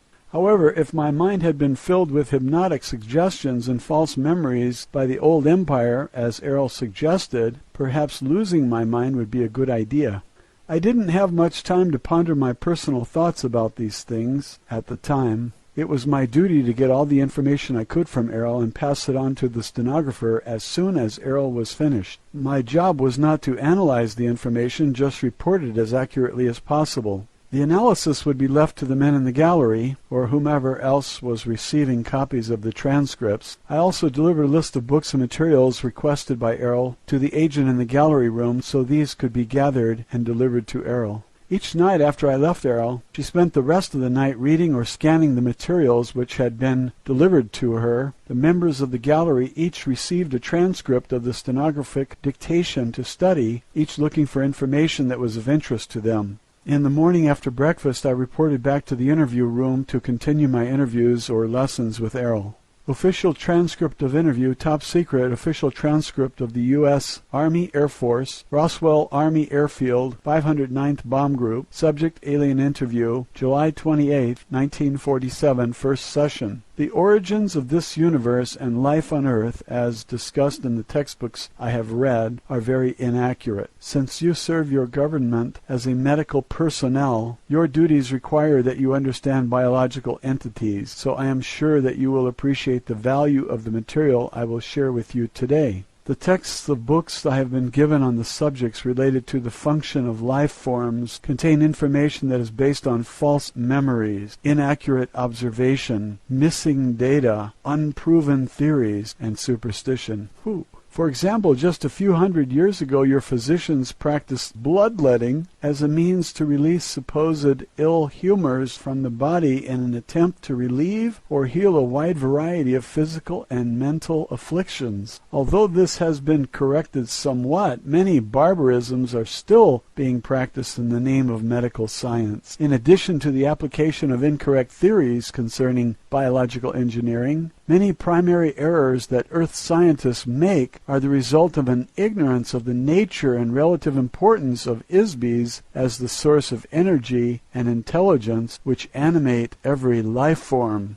Although it is not a priority of the domain to intervene in the affairs of Earth, the Domain Communications Office has authorized me to provide you with some information in an effort to provide more accurate and complete understanding of these things, and thereby enable you to discover more effective solutions to the unique problems you face on Earth. The correct information about the origins of biological entities has been erased from your mind, as well as from the minds of your mentors. In order to help you regain your own memory, I will share with you some factual material concerning the origin of biological entities. I asked Airl if she was referring to the subject of evolution. Airl said, "No, not exactly. You will find evolution mentioned in the ancient Vedic hymns. The Vedic texts are like folk tales or common wisdoms and superstitions gathered throughout the systems of the domain. These were compiled into verses like a book of rhymes. For every statement of truth, the verses contain many half-truths, reversals of truth, and fanciful imaginings blended without qualification or distinction. The theory of evolution assumes that the motivational source of energy that animates every life form does not exist. It assumes that an inanimate object or chemical concoction can suddenly become alive or animate accidentally or spontaneously, or perhaps an electrical discharge into a pool of chemical ooze will magically spawn a self-animated entity.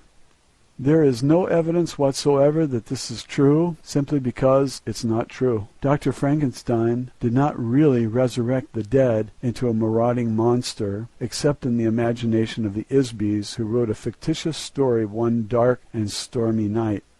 No Western scientists ever stopped to consider who, what, where, when, or how this animation happens. Complete ignorance, denial, or unawareness of the spirit as the source of life force required to animate inanimate objects or cellular tissue is the sole cause of failures in Western medicine. In addition, evolution does not occur accidentally. It requires a great deal of technology, which must be manipulated under the careful supervision of Isbys. Very simple examples are seen in the modification of farm animals or in the breeding of dogs. However, the notion that human biological organisms evolved naturally from earlier ape-like forms is incorrect. No physical evidence will ever be uncovered to substantiate the notion that modern humanoid bodies evolved on this planet. The reason is simple. The idea that human bodies evolved spontaneously from the primordial ooze of chemical interactivity in the dim mists of time is nothing more than a hypnotic lie instilled in the amnesia operation to prevent your recollection of the true origins of mankind. Factually, humanoid bodies have existed in various forms throughout the universe for trillions of years. This was compounded by the fact that the Vedic hymns were brought to Earth 8,200 years ago by the Domain Expeditionary Force. While they were based in the Himalaya Mountains, the verses were taught to some of the local humans who memorized them. However, I should note that this was not an authorized activity for the crew of the Domain installation, although I am sure it seemed like an innocent diversion for them at the time. The verses were passed along verbally from one generation to the next for thousands of years in the foothills and eventually spread throughout India. No one in the domain credits any of the material in the Vedic hymns as factual material any more than you would use Grimm's fairy tales as a guide for rearing children. However, on a planet where all of the Isbis have had their memory erased, one can understand how these tales and fantasies could be taken seriously. Unfortunately, the humans who learned the Vedic verses passed them along to others, saying that they came from the gods. Eventually, the content of the verses were adopted verbatim as truth. The euphemistic and metaphorical content of the Veda were accepted and practiced as dogmatic fact. The philosophy of the verses were ignored, and the verses became the genesis of nearly every religion practiced on the planet except Hinduism.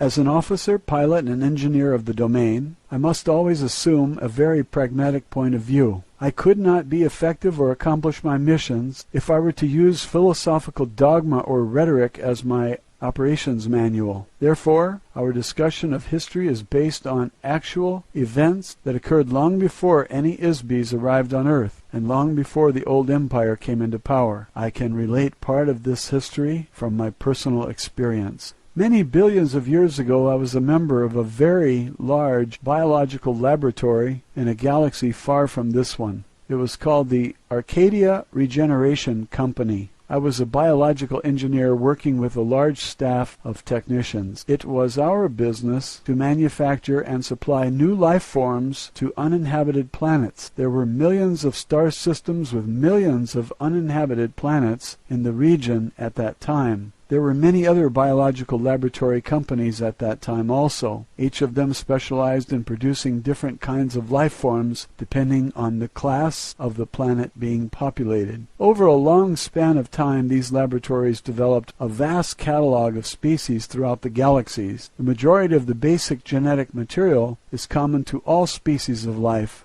Therefore, most of their work was concerned with manipulating alterations of the basic genetic pattern to produce variations of life forms that would be suitable inhabitants for various planetary classes. The Arcadia Regeneration Company specialized in mammals for forested areas and birds for tropical regions. Our marketing staff negotiated contracts with various planetary governments and independent buyers from all over the universe. The technicians created animals that were compatible with the variations in the climate, atmospheric and terrestrial density, and chemical content. In addition, they were paid to integrate our specimens with biological organisms engineered by other companies already living on a planet. In order to do this, our staff was in communication with other companies who created life forms. There were industry trade shows, publications, and a variety of other information supplied through an association that coordinated related projects. As you can imagine, our research required a great deal of interstellar travel to conduct planetary surveys. This is when I learned my skills as a pilot. The data gathered was accumulated in huge computer databases and evaluated by biological engineers. A computer is an electronic device that serves as an artificial brain or complex calculating machine. It is capable of storing information, making computations, solving problems, and performing mechanical functions. 1947. In most of the galactic systems of the universe, very large computers are commonly used to run the routine administration, mechanical services, and maintenance activities of the entire planet or planetary system. Based on the survey data gathered, designs and artistic renderings were made for new creatures. Some designs were sold to the highest bidder. Other life forms were created to meet the customized requests of our clients. The design and technical specifications were passed along an assembly line through a series of cellular, chemical, and mechanical engineers to solve the various problems. It was their job to integrate all the component factors into a workable, functional, and aesthetic finished product. Prototypes of these creatures were then produced and tested in artificially created environments. Imperfections were worked out, modifications made, and eventually a new life form was endowed or animated with a life force or spiritual energy before being introduced into the actual planetary environment for final testing. After a new life form was introduced, we monitored the interaction of these biological organisms with the planetary environment and with other indigenous life forms. Conflicts resulting from the interaction between incompatible organisms were resolved through negotiation between ourselves and other companies. The negotiations usually resulted in compromises requiring further modification to our creatures or to theirs, or both. This is a part of science or art you call eugenics. In some cases, changes were made in a planetary environment, but not often, as planet building is much more complex than making changes to an individual life form. Coincidentally, a friend and engineer with whom I used to work with at the Arcadia Regeneration Company a long time after I left the company told me that one of the projects they contracted to do in more recent times was to deliver life forms to Earth to replenish them after a war in this region of the galaxy devastated most of the life on the planets in this region of space. This would have been about 70 million years ago. The skill required to modify the planet into an ecologically interactive environment that will support billions of diverse species was an immense undertaking. Specialized consultants from nearly every biotechnology company in the galaxy were brought in to help with the project. What you now see on Earth is the huge variety of life forms left behind. For scientists believe that the fallacious theory of evolution is an explanation for the existence of all life forms here. The truth is that all life forms on this and any other planet in this universe were created by companies like ours. How else can you explain the millions of completely divergent and unrelated species of life on land and in the oceans of this planet? How else can you explain the source of spiritual animation which defines every living creature? To say it is the work of God is far too broad. Every Isby has many names and faces in many times and places. Every Isby is a god. When they inhabit a physical object, they are the source of life. For example, there are millions of species of insects. About 350,000 of these are species of beetles. There may be as many as 100 million species of life forms on Earth at any given time. In addition, there are many times more extinct species of life on Earth than there are living life forms. Some of these will be rediscovered in the fossil or geological records of Earth. The current theory of evolution of life forms on Earth does not consider the phenomena of biological diversity. Evolution by natural selection is science fiction. One species does not accidentally or randomly evolve to become another species, as the Earth textbooks indicate, without manipulation of genetic material by an Isby. A simple example of Isby intervention is the selective breeding of a species on Earth.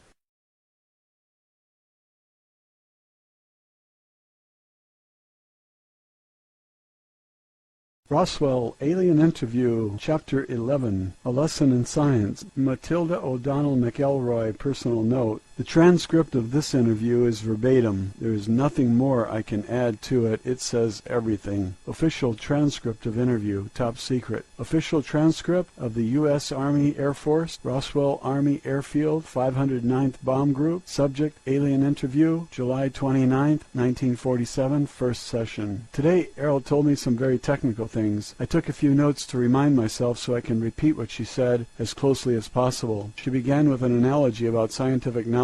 Can you imagine how much progress could have been made on Earth if people like Johannes Gutenberg, Sir Isaac Newton, Benjamin Franklin, George Washington Carver, Nikola Tesla, Jonas Salk, and Richard Trevithick, and many thousands of similar geniuses and inventors were living today. Imagine what technical accomplishments might have been developed if men like these never died. What if they were never given amnesia and made to forget everything they knew? What if they continued to learn and work forever? What level of technology and civilization could be attained if immortal spiritual beings like these were allowed to continue to create in the same place at the same time for billions or trillions of years? Essentially, the domain is one civilization that has existed for trillions of years with relatively uninterrupted progress. Knowledge has been accumulated, refined, and improved upon in nearly every field of study imaginable and beyond imagining.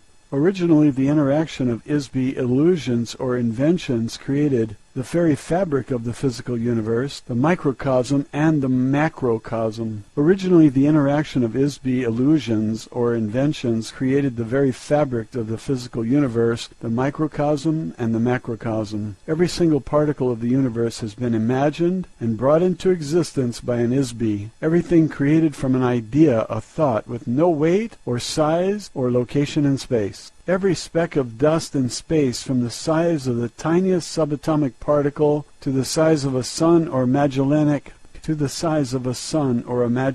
cloud, the size of many galaxies, was created from the nothingness of a thought. Even the tiniest individual cells were contrived and coordinated to enable a microbial entity to sense and navigate through infinitesimally small spaces. These also came from an idea thought up by an ISB. You and every ISB on Earth have participated in the creation of this universe, even though you are now confined to a fragile body made of flesh. You live only 65 short rotations of your planet around a star. You have been given overwhelming electric shock treatments to wipe out your memory. You must learn everything all over again each lifetime, in spite of all these circumstances. You are who you are and will always be, and deep down you still know that you are and what you know. You are still the essence of you. How else could anyone understand the child prodigy? An ISB who plays concertos on a piano at 3 years of age without formal training?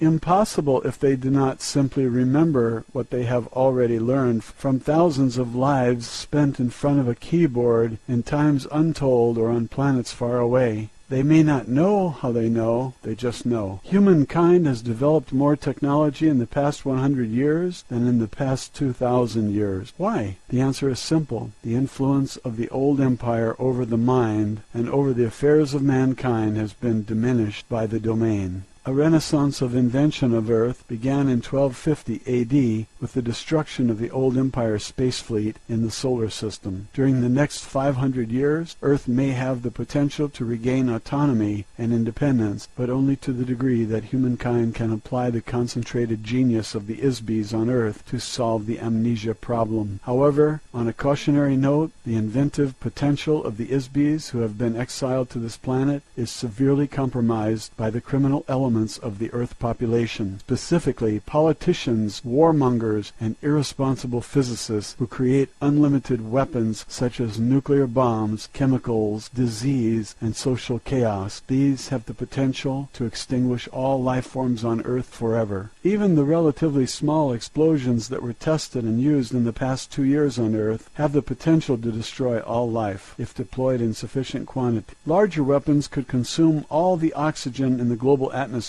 in a single explosion. Therefore, the most fundamental problems that must be solved in order to ensure that Earth will not be destroyed by technology are social and humanitarian problems. The greatest scientific minds of Earth, in spite of mathematical or mechanical genius, have never addressed these problems. Therefore, do not look to scientists to save Earth or the future of humanity. Any so-called science that is solely based on the paradigm that existence is composed of energy and objects moving through space is not a science. Such beings utterly ignore the creative spark originated by an individual ISB and collective work of the ISBs who continually create physical universe and all universes. Every science will remain relatively ineffective or destructive to the degree that it omits or devaluates the relative importance of the spiritual spark that ignites all creation and life. Unfortunately, this ignorance has been carefully and forcefully instilled in human beings by the old empire to ensure that ISBs on this planet will not be able to recover their innate ability to create space, energy, matter, and time, or any other component part of the universes. As long as awareness of the immortal, powerful, spiritual self is ignored, humanity will remain imprisoned until the day of its own self-destruction and oblivion. Do not rely on the dogma of physical sciences to master the fundamental forces of creation any more than you would trust the chanted incantations of an incense-burning shaman. The next result of both of these is entrapment and oblivion. Scientists pretend to observe, but they only suppose what they see and call it fact. Like the blind man, a scientist cannot learn to see until he realizes that he's blind. The facts of earth science do not include the source of creation. They include only the result or byproducts of creation. The facts of science do not include any memory of the nearly infinite past experience of existence. The essence of creation and existence cannot be found through the lens of a microscope or telescope or by any other measurement of the physical universe. One cannot comprehend the perfume of a flower or the pain felt by an abandoned lover with meters and calipers. Everything you will ever know about the creative force and ability of a God can be found within you, an immortal spiritual being. How can a blind man teach others to see the nearly infinite gradients that comprise the spectrum of light?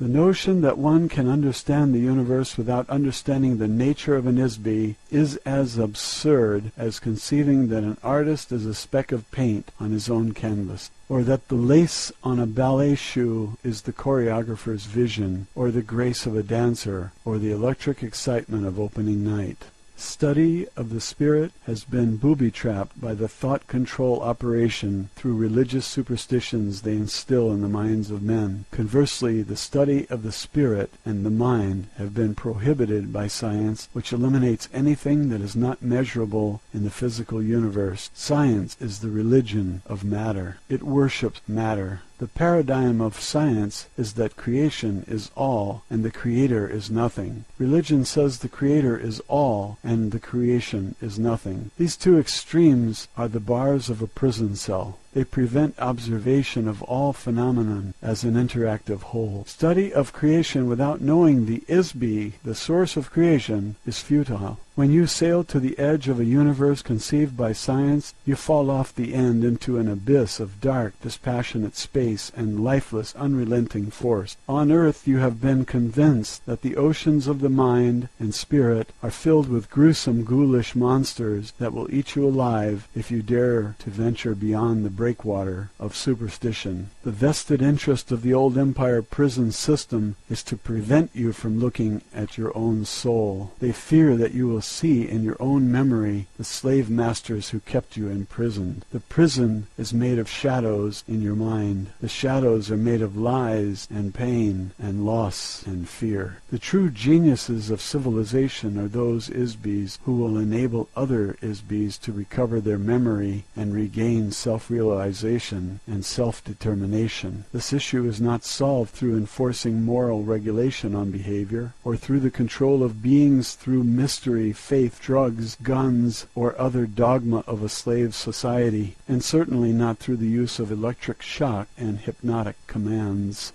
The survival of Earth and every being on it depends on the ability to recover the memory of skills you have accrued through the trilenia, to recover the essence of yourself. Such an art, science, or technology has never been conceived in the old empire. Otherwise, they would not have restored to the solution that brought you to your current conditions on Earth. Neither has such technology ever been developed by the domain. Until recently, the necessity of rehabilitating an ISB with amnesia has not been needed. Therefore, no one has ever worked on solving this problem. So far, unfortunately, the domain has no solution to offer.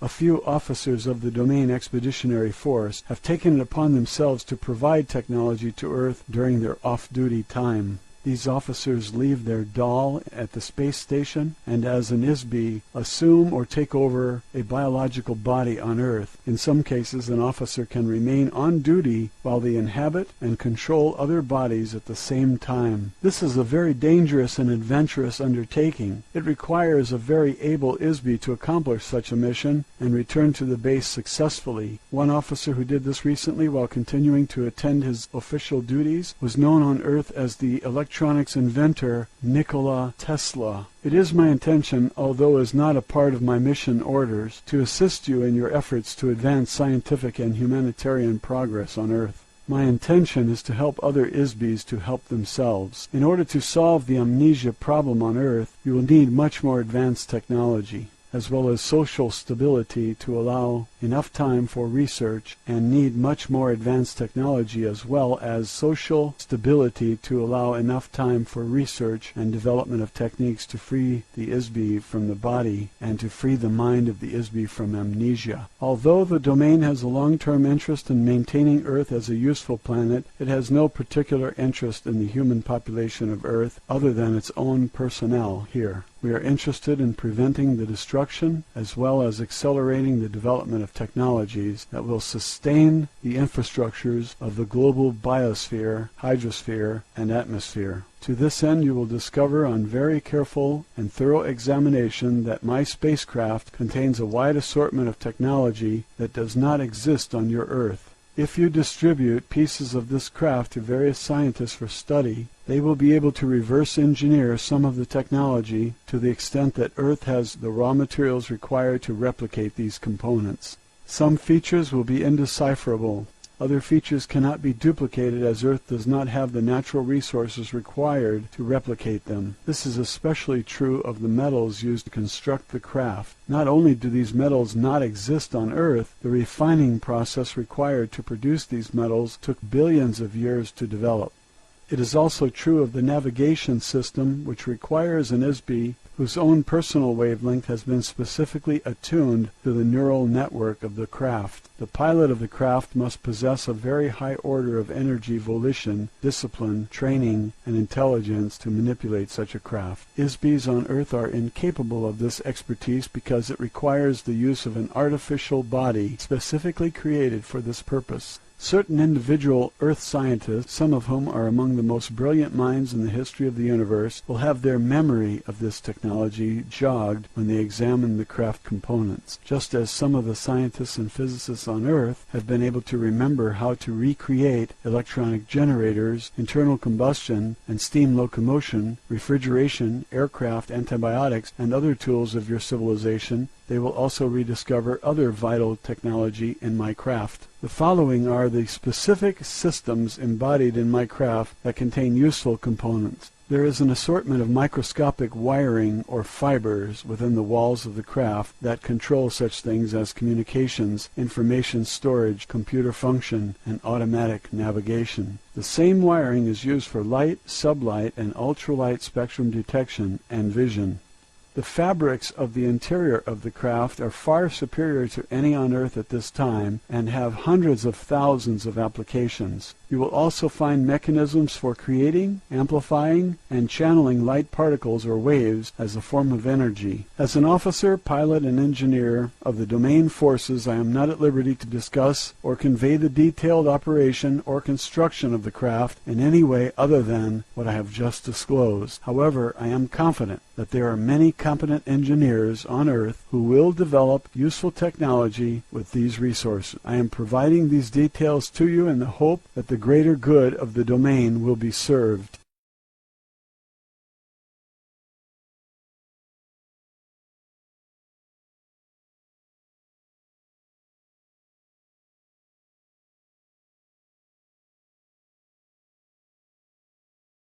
Roswell, Alien Interview, Chapter 12, A Lesson in Immortality. Matilda O'Donnell McElroy, Personal Note. I think the following transcript is pretty much self-explanatory. Official transcript of interview, top secret. Official transcript of the US Army Air Force, Roswell Army Airfield, 509th Bomb Group. Subject, Alien Interview. July 30th, 1947, first session.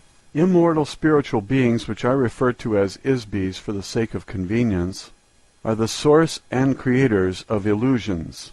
Each one individually and collectively, in their original unfettered state of being, are an eternal, all-powerful, all-knowing entity.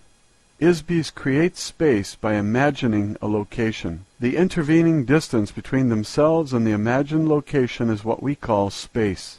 An ISBE can perceive the space and objects created by other ISBEs. ISBEs are not physical universe entities. They are a source of energy and illusion. ISBEs are not located in space or time, but can create space, place particles in space, create energy, and shape particles into various forms, cause the motion of forms, and animate forms. Any form which is animated by an ISBE is called life. An ISBE can decide to agree that they are located in space or time, and that they themselves are an object, or any other manner of illusion created by themselves, or another, or other ISBEs. The disadvantages of creating an illusion is that an illusion must be continually created. If not continually created, it disappears. Continual creation of an illusion requires incessant attention to every detail of the illusion in order to sustain it. A common denominator of ISBEs seems to be the desire to avoid boredom. A spirit only, without interaction with other ISBEs, and the unpredictable motion, drama, and unanticipated intentions and illusions being created by other ISBEs, is easily bored. What if you could imagine anything, perceive everything, and cause anything to happen at will? What if you couldn't do anything else? What if you always knew the outcome of every game and the answer to every question? Would you get bored? The entire back-time track of ISBEs is immeasurable, nearly infinite, in terms of physical universe time. There is no measurable beginning or end for an ISBE. They simply exist in an everlasting now. Another common denominator of ISBEs is that admiration of one's own illusions by others is very desirable.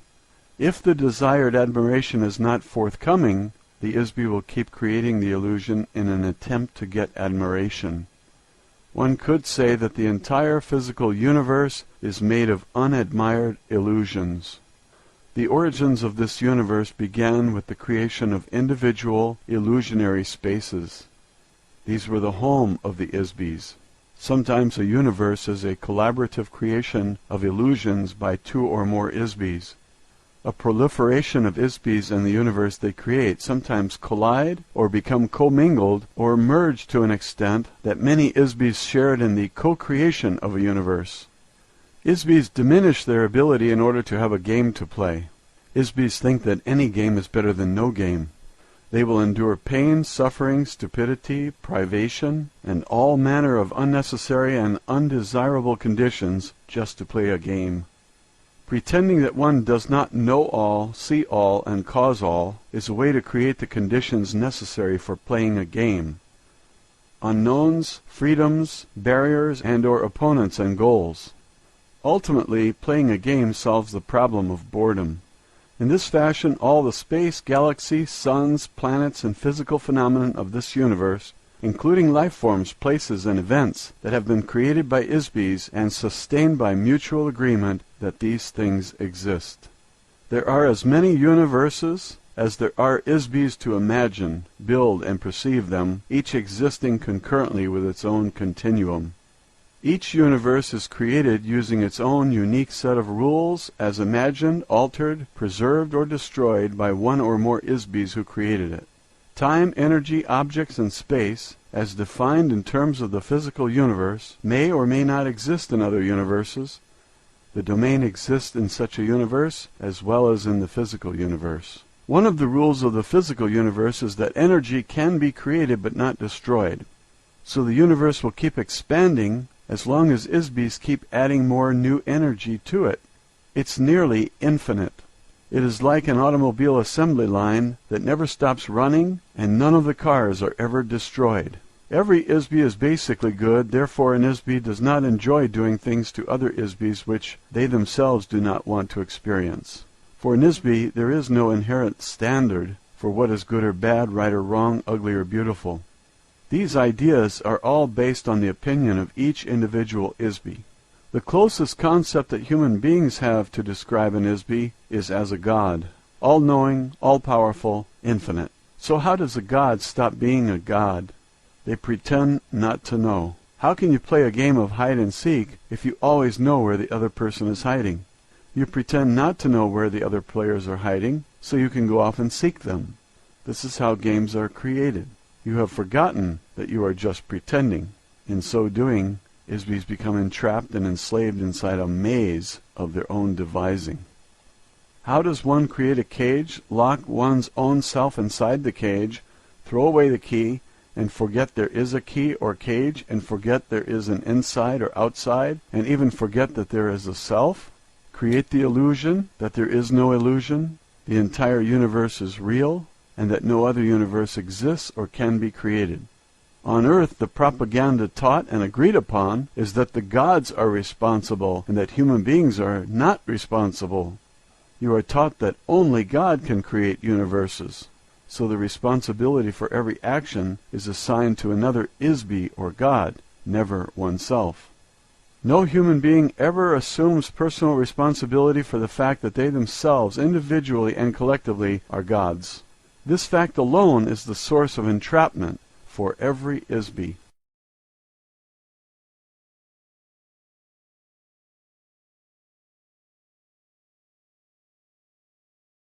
Roswell, Alien Interview, Chapter 13, A Lesson in the Future. Matilda O'Donnell McElroy, Personal Note.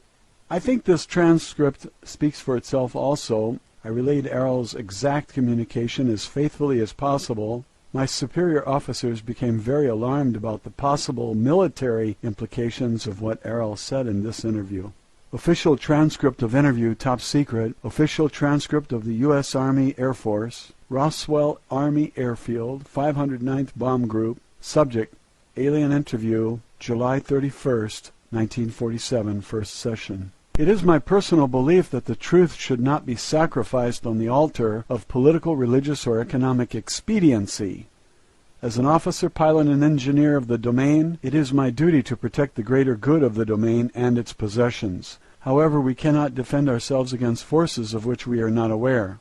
The isolation of Earth from the rest of civilization prevents me from discussing many subjects with you at this time.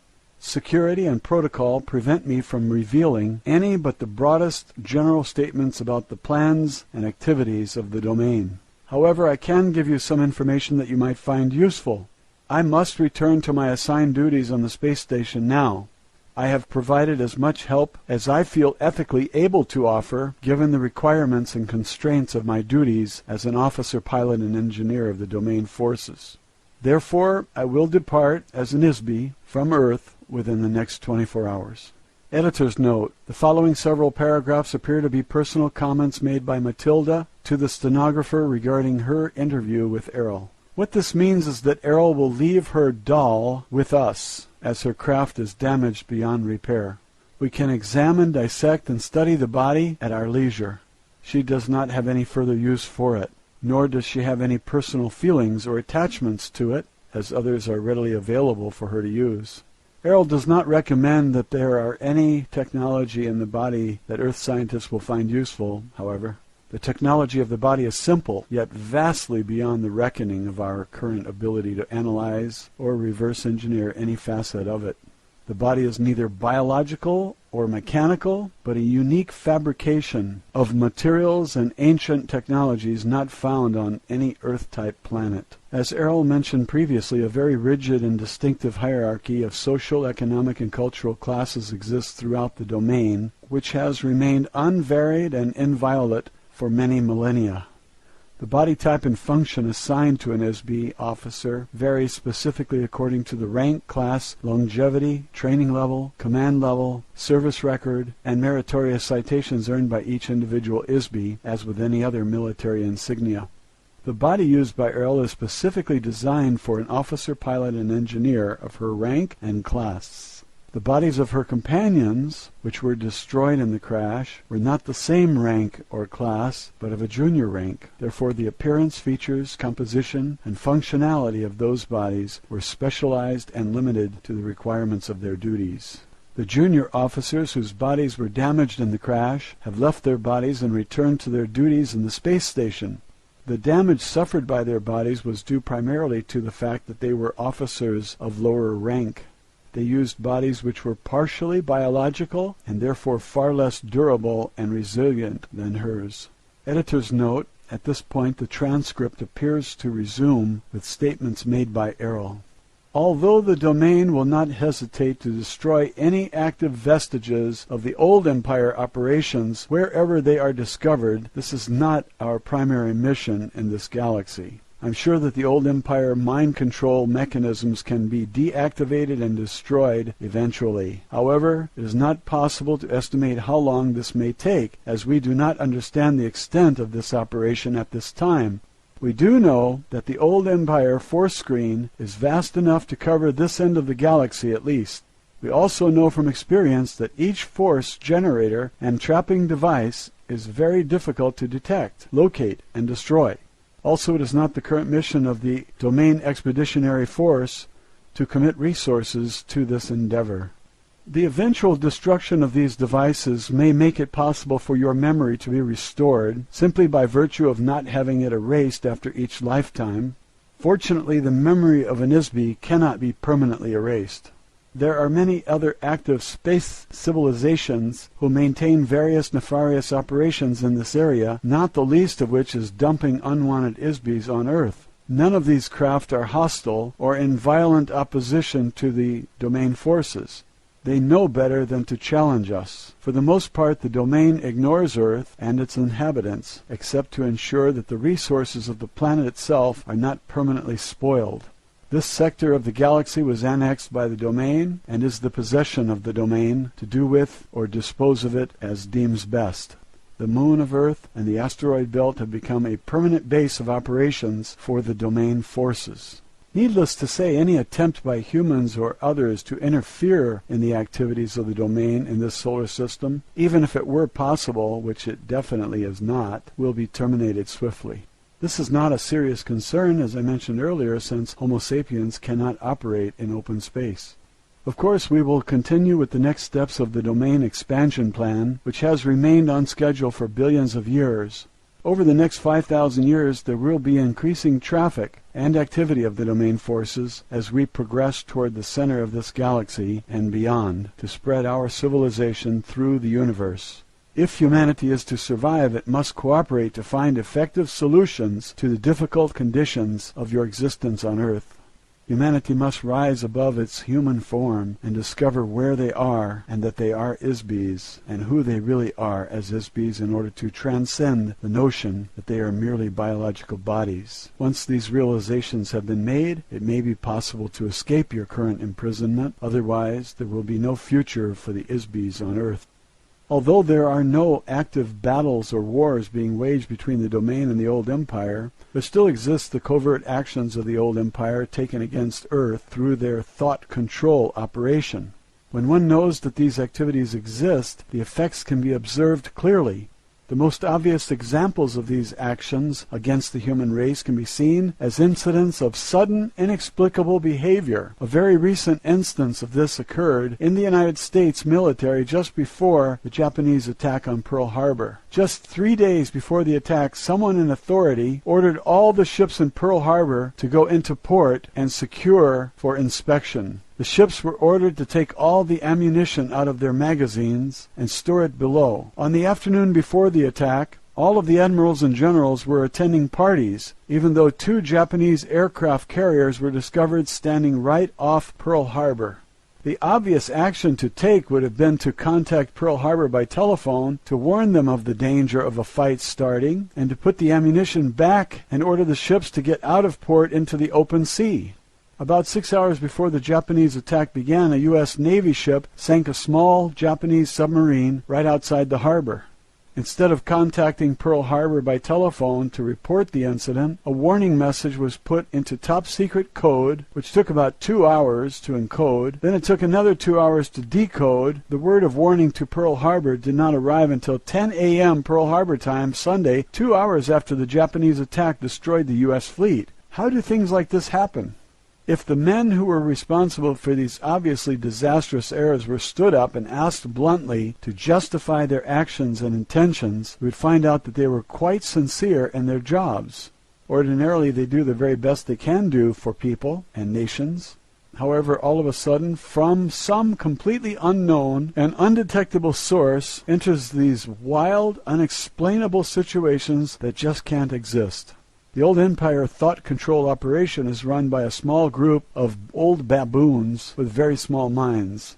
They are playing insidious games with no purpose and no goal other than to control and destroy ISBs who could otherwise manage themselves perfectly well if left alone. These types of artificially created incidents are being forced upon the human race by the operations of the mind-control prison system. The prison guards will always promote and support oppressive and totalitarian activities of ISBs on Earth. Why not keep the inmates fighting between themselves? Why not empower madmen to run the governments of Earth? The men who run the criminal governments of Earth mirror the commands given them by covert thought controllers of the old empire. The human race will continue to shadowbox with this for a long as it remains the human race. Until then, the ISBs on Earth will continue to live a series of consecutive lives over and over and over. The same ISB who lived during the rise and fall of civilizations in India, China, Mesopotamia, Greece, and Rome are inhabiting bodies in the present time in America, France, Russia, Africa, and around the world. In between each lifetime, an ISB is sent back again to begin all over, as though the new life was the only life they had ever lived. They begin anew, in pain, in misery, and mystery. Some ISBs have been transported to Earth more recently than others. Some ISBs have been on Earth only a few hundred years, so they have no personal experience with the earlier civilizations of Earth. They have no experiences of having lived on Earth, so could not remember a previous existence here, even if their memory was restored. They might, however, remember lives they lived elsewhere, on other planets, and in other times. Others have been here since the first days of Lemuria. In any case, the ISBs of Earth are here forever until they can break the amnesia cycle, conquer the electronic traps set up by their captors, and free themselves. Because the domain has 3,000 of their own ISBs in captivity on Earth also, they have an interest in solving this problem. This problem has never been encountered or effectively solved before in the universe as far as they know. They will continue their efforts to free those ISBs from Earth where and when it is possible, but it will require time to develop an unprecedented technology and the diligence to do so. Editor's note: the following statement is a comment by Matilda. I think that it is Airl's sincere desire, as one ISB to another, that the rest of our eternity will be as pleasant as possible.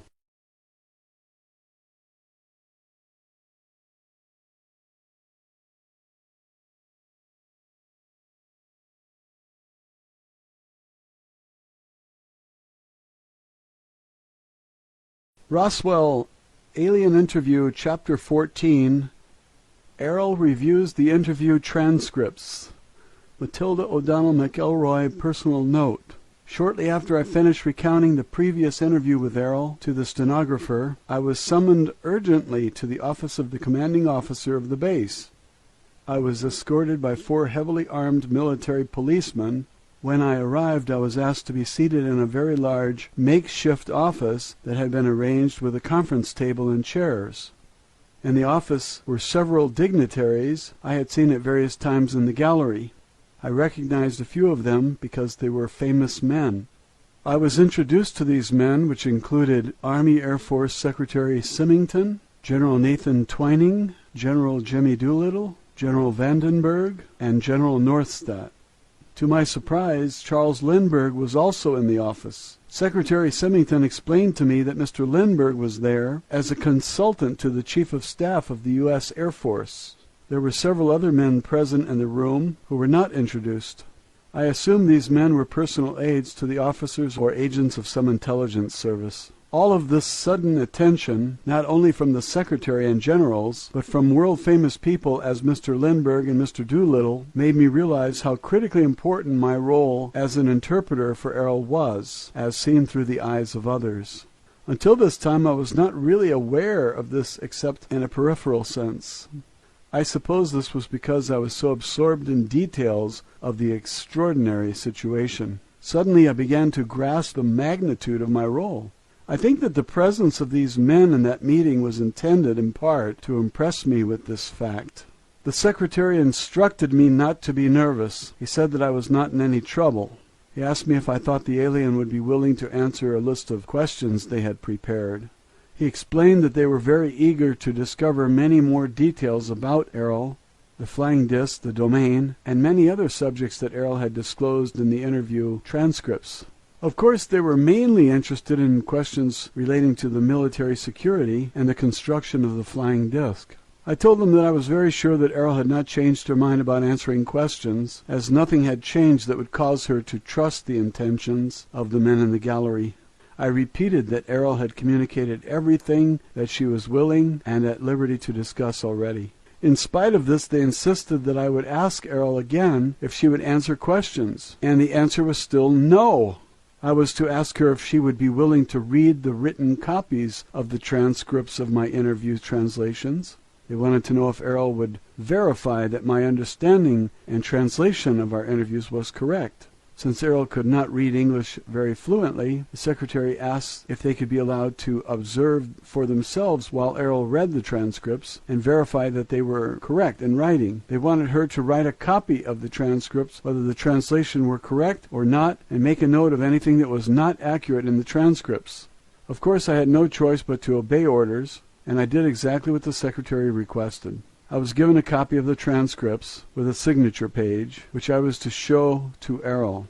After Airl completed her review, I was also directed to request that Airl sign the cover page, attesting that all the translations in the transcripts were correct as amended by her. About an hour later I entered the interview room, as instructed, with copies of the transcripts and signature page to deliver to Airl, as the members of the gallery, including the generals, and Mr. Lindbergh also, I presume, and others watched through the glass of the gallery room. I went to my usual seat, sitting 4 or 5 feet across from Airl. I presented the envelope of transcripts to Airl and passed on the instructions I had received from the Secretary telepathically. Airl looked at me and looked at the envelope without accepting it. Airl said, "If you have read them and they are accurate in your own estimation, there is no need for me to review them also. The translations are correct.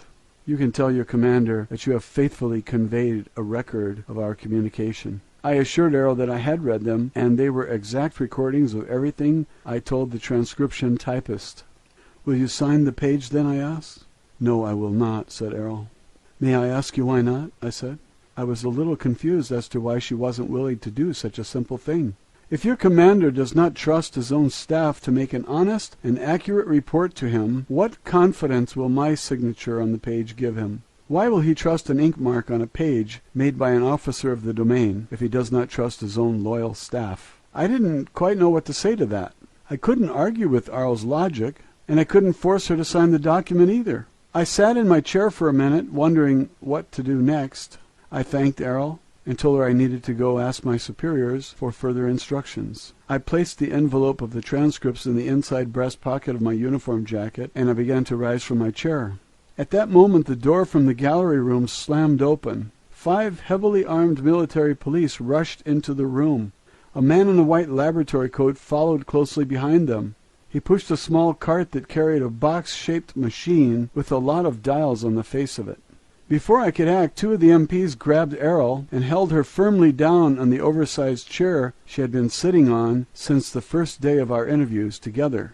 The other 2 MPs grabbed my shoulders and pushed me back down on my chair and held me there. The other MP stood directly in front of Airl, pointing a rifle directly at her, no more than 6 inches from her head.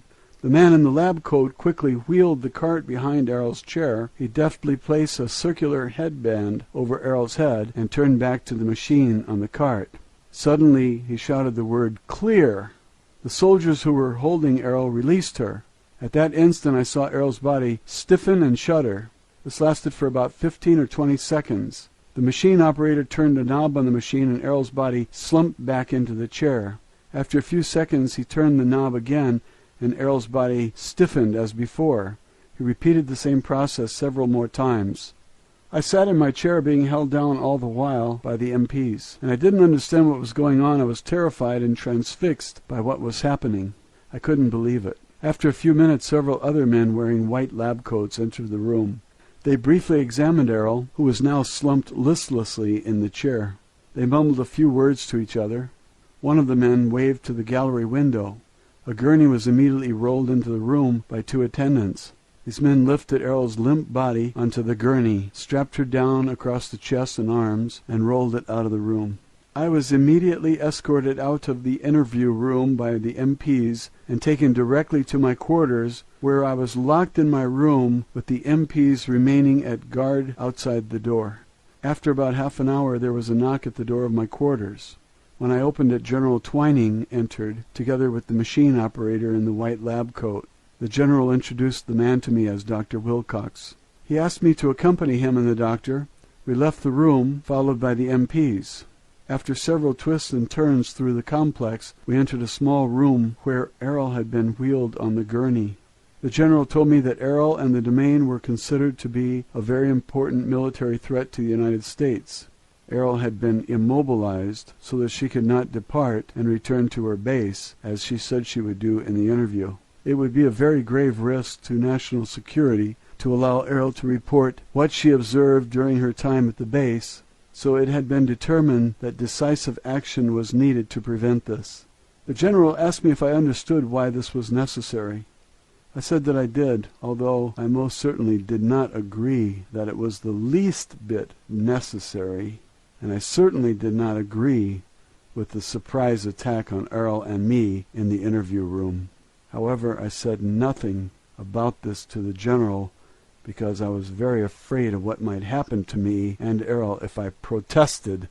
Dr. Wilcox asked me to approach the gurney and stand next to Airl. Airl lay perfectly still and unmoving on the bed. I could not tell whether she was alive or dead. Several other men in white lab coats, who I assumed were also doctors, stood on the opposite side of the bed. They had connected 2 pieces of monitoring equipment to Airl's head, arms, and chest. One of these devices I recognized from my training as a surgical nurse as an EEG machine, which is used to detect electrical activity in the brain. The other device was a normal hospital room vital signs monitor, which I knew would be useless since Airl did not have a biological body. Dr. Wilcox explained to me that he had administered a series of mild electroshocks to Airl in an attempt to subdue her long enough to allow military authorities time to evaluate the situation and determine what to do with Airl. He asked me to attempt to communicate with Airl telepathically. I tried for several minutes but couldn't sense any communication from Airl. I couldn't even sense whether Airl was present in the body any longer. "I think you must have killed her," I said to the doctor. Dr. Wilcox told me that they would keep Airl under observation and I would be asked to return later to establish communication with Airl again.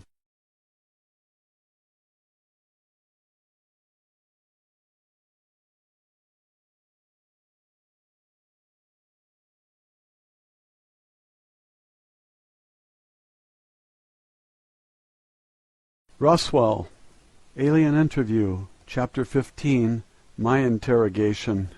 Matilda O'Donnell McElroy, Personal Note. The next morning I was escorted from my quarters under guard of 4 MPs to the interview room.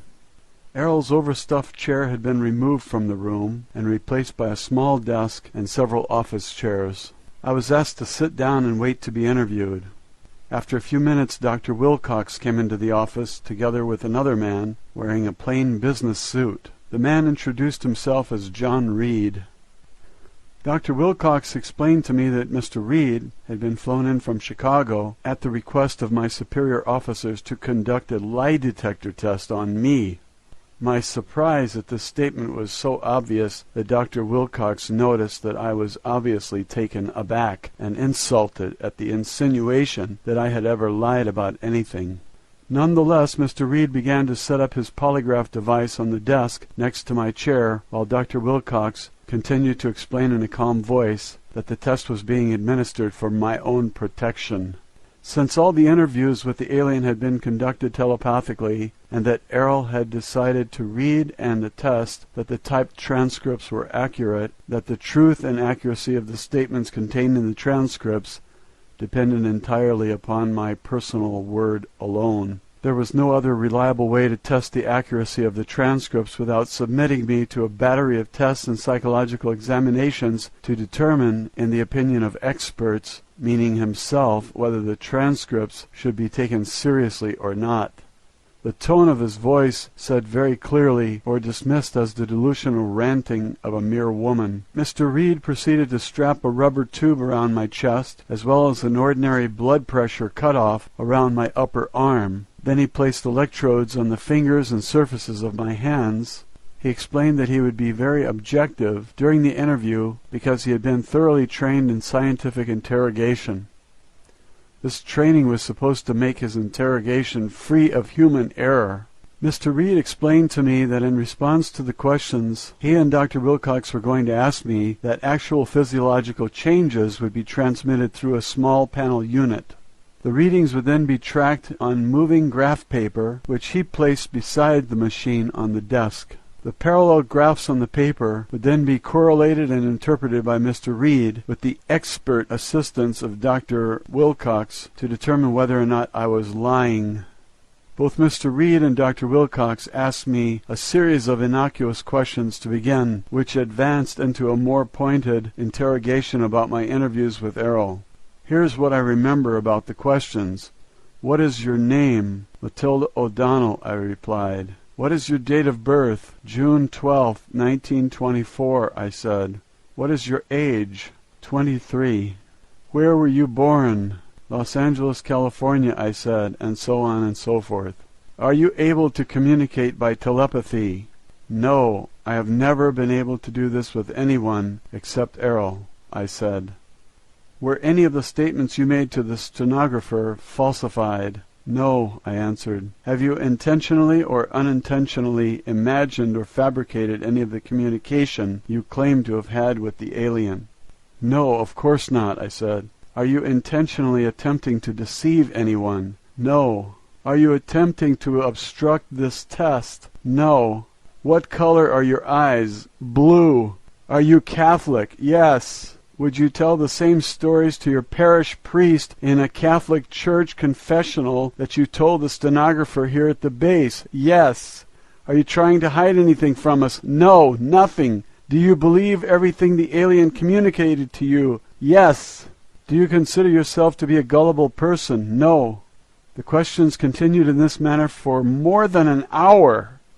Finally, I was unhooked from the polygraph machine and allowed to return to my quarters, still under guard by the MPs. Later in the afternoon, I returned to the interview room. This time the desk was replaced by a hospital gurney. Dr. Wilcox was accompanied by a staff nurse this time. He asked me to lie down on the gurney. He said that he had been requested to ask me the same series of questions that I answered for the lie detector test. This time, however, I would respond to the questions under the influence of a truth serum known as sodium pentothal. As a trained surgical nurse, I was familiar with this barbiturate drug, as it was sometimes used as an anesthetic. Dr. Wilcox asked me if I had any objection to submitting to such a test. I told him I had nothing to hide. I cannot recall anything about this interview. I assumed that when I finished answering the questions, I was escorted back to my room by the MPs, with their assistance this time, as I was too wobbly and woozy from the drug to navigate by myself. However, I had a very peaceful sleep that night. Apparently neither of these interrogations yielded any suspicious results, as I was not asked any more questions after that.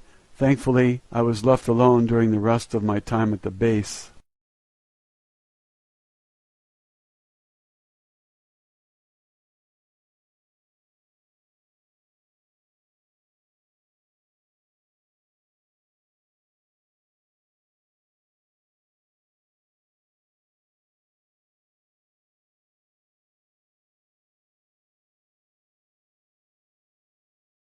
Roswell, Alien Interview, Chapter 16. Airl departs. Matilda O'Donnell McElroy, personal note. I remained at the base mostly confined to my quarters for another 3 weeks after Airl had been incapacitated by Dr. Wilcox. Once a day I was escorted to the room where Airl lay on the bed, under continued surveillance by Dr. Wilcox and others.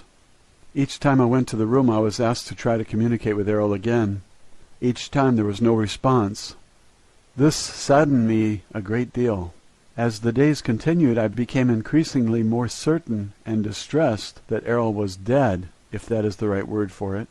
Every day I reread the transcripts of my interviews with Airl, searching for a clue that might remind me of something or help me in some way to re-establish communication with Airl. I still had the envelope in my possession with copies of the transcripts that Airl was asked to sign. To this day I don't understand why no one ever asked me to return them. I suppose they forgot about the copy of the transcripts in all the excitement. I did not offer to return them. I kept them concealed under the mattress of my bed all the time I remained at the base, and have kept them with me ever since then. You will be the first person to see these transcripts. Since Airl's body was not biological, the doctors could not detect whether the body was alive or dead unless it moved. Of course I knew that if Airl was not consciously animating the body as an ISB, the body would not move. I explained this to Dr. Wilcox. I explained this to him several times. Each time he just gave me a patronizing sort of smile, patted my arm, and thanked me for trying again. At the end of the 3rd week, I was told by Dr. Wilcox that my services would no longer be needed because it had been decided by the military to move Airl to a larger, more secure military medical facility that was better equipped to deal with the situation. He didn't say anything about where the facility was located. That was the last time I saw Airl's doll body. The following day I received written orders signed by General Twining. The orders said that I had completed my service to the U.S. military and was officially discharged from further duty, and that I would receive an honorable discharge and a generous military pension. I would be also relocated by the military and given a new identity with the appropriate documents. Along with the orders, I received a document that I was instructed to read and sign. It was an oath of secrecy. The language of the document was full of legalese, but the point was very clearly made that I was to never, ever discuss anything whatsoever with anyone about anything whatsoever that I had seen, heard, or experienced during my service in the military under pain of death as an act of treason against the United States of America. As it turned out, I was placed into a federal government witness protection program, except that I would be protected from the government by the government. In other words, as long as I stayed quiet, I could stay alive. The following morning, I was placed aboard a small military transport plane and flown to a relocation destination. After being shuttled to several locations for short periods, I eventually ended up in Glasgow, Montana, near Fort Peck. The night before I was scheduled to board the transport plane, I lay in bed, contemplating the whole affair and wondering what happened to Airl and to me. I suddenly heard Airl's voice. I sat bolt upright in my bed and turned on the light on the nightstand. I looked around the room frantically for a few seconds. Then I realized that it was Airl, the ISB. Her body was not in the room with me, of course, and it didn't need to be. She said hello. The tone of her thought was plain and friendly. It was unmistakably Airl. I did not have the least doubt about that. I thought, Airl, are you still here? She answered that she was here, but not in the body on Earth. She had returned to her post at the domain base when the doctor and the MPs attacked us in the interview room. She was pleased to perceive that I was well and that I was going to be released unharmed. I wondered how she escaped from them. I was worried that they might have injured Airl by the shock machine. Airl said that she was able to leave the body before the shock was administered and avoid the electric current running through the body. She wanted to let me know that she was safe and not to worry about her. I was very relieved, to say the least. I asked Airl if I would ever see her again. Airl reassured me that we are both ISBs. We are not physical bodies. Now that she had located me in space and time, we would always stay in communication. Airl wished me well, and my communication with her ended for the moment.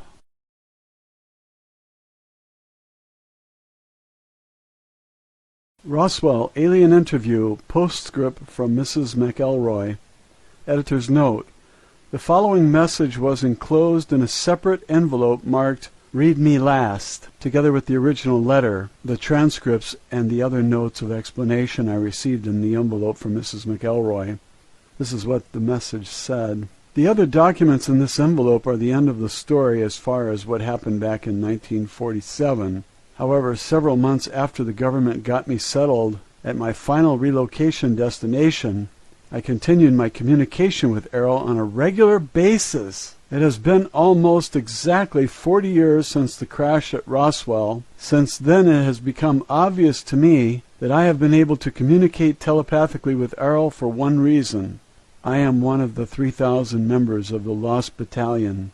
At this time, all the members of the Lost Battalion have been located on Earth as a result of the Domain Anunnaki mission and their use of the Tree of Life detection device. Through my communication with Airl, I have recovered some of my memory of lives I've spent on Earth over the past 8,000 years. Most of these memories are not especially important compared to the long backtrack of events, but it has been a necessary stepping stone to regaining my awareness and ability as an ISBE. I can also remember some dim patches of my life in the Domain Expeditionary Force. I was a nurse there too. For the most part, I've been a nurse over and over and over again down through the ages. I stick with being a nurse because it's familiar to me, and I enjoy the work of helping people, as well as the members of the race of biological beings in the domain whose bodies look more like insects than mammals, especially their hands. Even doll bodies need some repair once in a while, too. As I remember more about my past, I realize that the rest of my life is in the future. Eternity is not just in the past, eternity is in the future. At this point, I'm still not able to fully return to the domain. I am sentenced to eternal imprisonment like all other ISBEs in the living hell called Earth, until we can disable the old Empire force screens. Because I won't keep my biological body much longer now, I am intensely aware that very soon I will be recycled through the amnesia process of the old Empire and stuck back into another baby body to start all over again without any memory of what went before. As you know, members of the Domain Expeditionary Force have been working to solve this problem for thousands of years. Airl said that even though the Domain has located all of the Lost Battalion officers and crew, the success of freeing them depends on the ISBEs who are already on Earth. The Domain Central Command cannot authorize any personnel or resources at this time to conduct a rescue mission, as this is not the primary mission of the Domain Expeditionary Force in this galaxy. So if ISBEs on Earth are going to escape from this prison, it will have to be an inside job, so to speak. The inmates will have to figure out how to get themselves out. Various methods of recovering the memory and ability of the ISBEs have been developed over the past 10,000 years on Earth, but none have proven to be consistently effective so far. Airl mentioned that the most significant breakthrough was made by Gautama Siddhartha about 2,500 years ago. However, the original teachings and techniques taught by the Buddha have been altered or lost over the millennia since then. The practical techniques of this philosophy were perverted into robotic religious rituals by priests as a self-serving instrument of control or slavery. However, another major advance occurred recently. An acquaintance of the commanding officer of the Domain Expeditionary Force space station is an ISBE who had once been an important engineer and officer in the old Empire space fleet. He became an untouchable himself about 10,000 years ago and was sentenced to Earth for leading a mutiny against the oppressive regime of the old Empire. The engineer was trained in advanced scientific improvisation theory thousands of years ago. This man has applied his expertise to helping the Domain solve the apparently unsolvable problem of rescuing the members of the Lost Battalion as well as the ISBEs on Earth. Careful observation and experimental analysis of the mechanics of memory in ISBEs by he and his wife, who assisted him, led to the realization that ISBEs can recover from amnesia and also regain lost abilities. Together they discovered and developed effective methods that they used to rehabilitate their own memories. They eventually codified their methods so that others can safely be trained to apply them to themselves and others, without detection by the old empire thought control operators.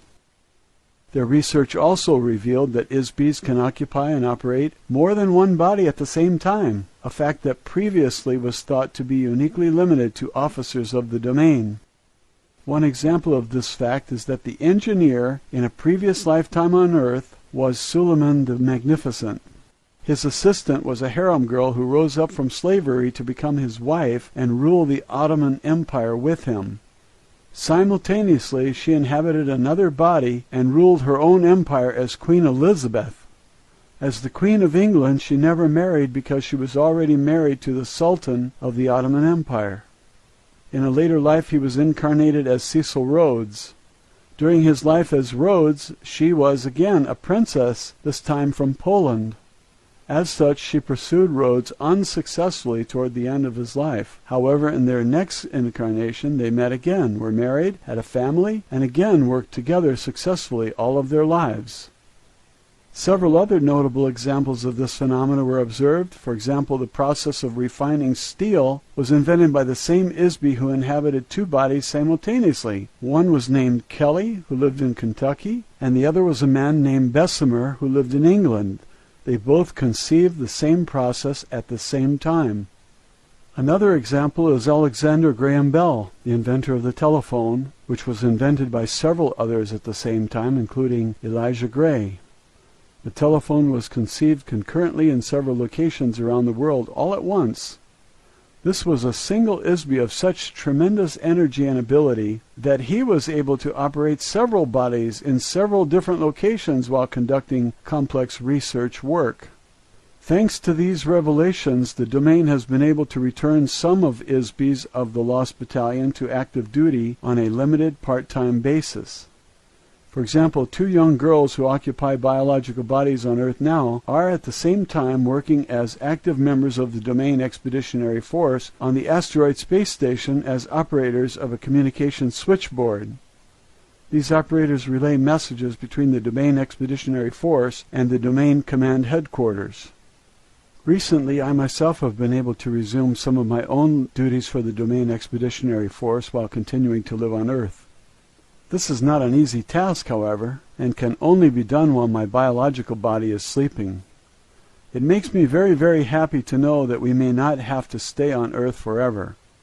There is hope of escape not just for the Lost Battalion, but for many other ISBs on Earth. However, all ISBs could be helped to become more aware of the actual situation on Earth through the information in this envelope. This is why I sent these letters and transcripts to you. I want you to get these documents published. I want ISBs on Earth to have a chance to find out what is really happening on Earth. Most ISBs will not believe any of it, I'm sure. It seems too incredible. No reasonable person would ever believe a word of it. However, it only seems incredible to an ISB whose memory has been erased and replaced with false information inside the electronically controlled illusion of a prison planet.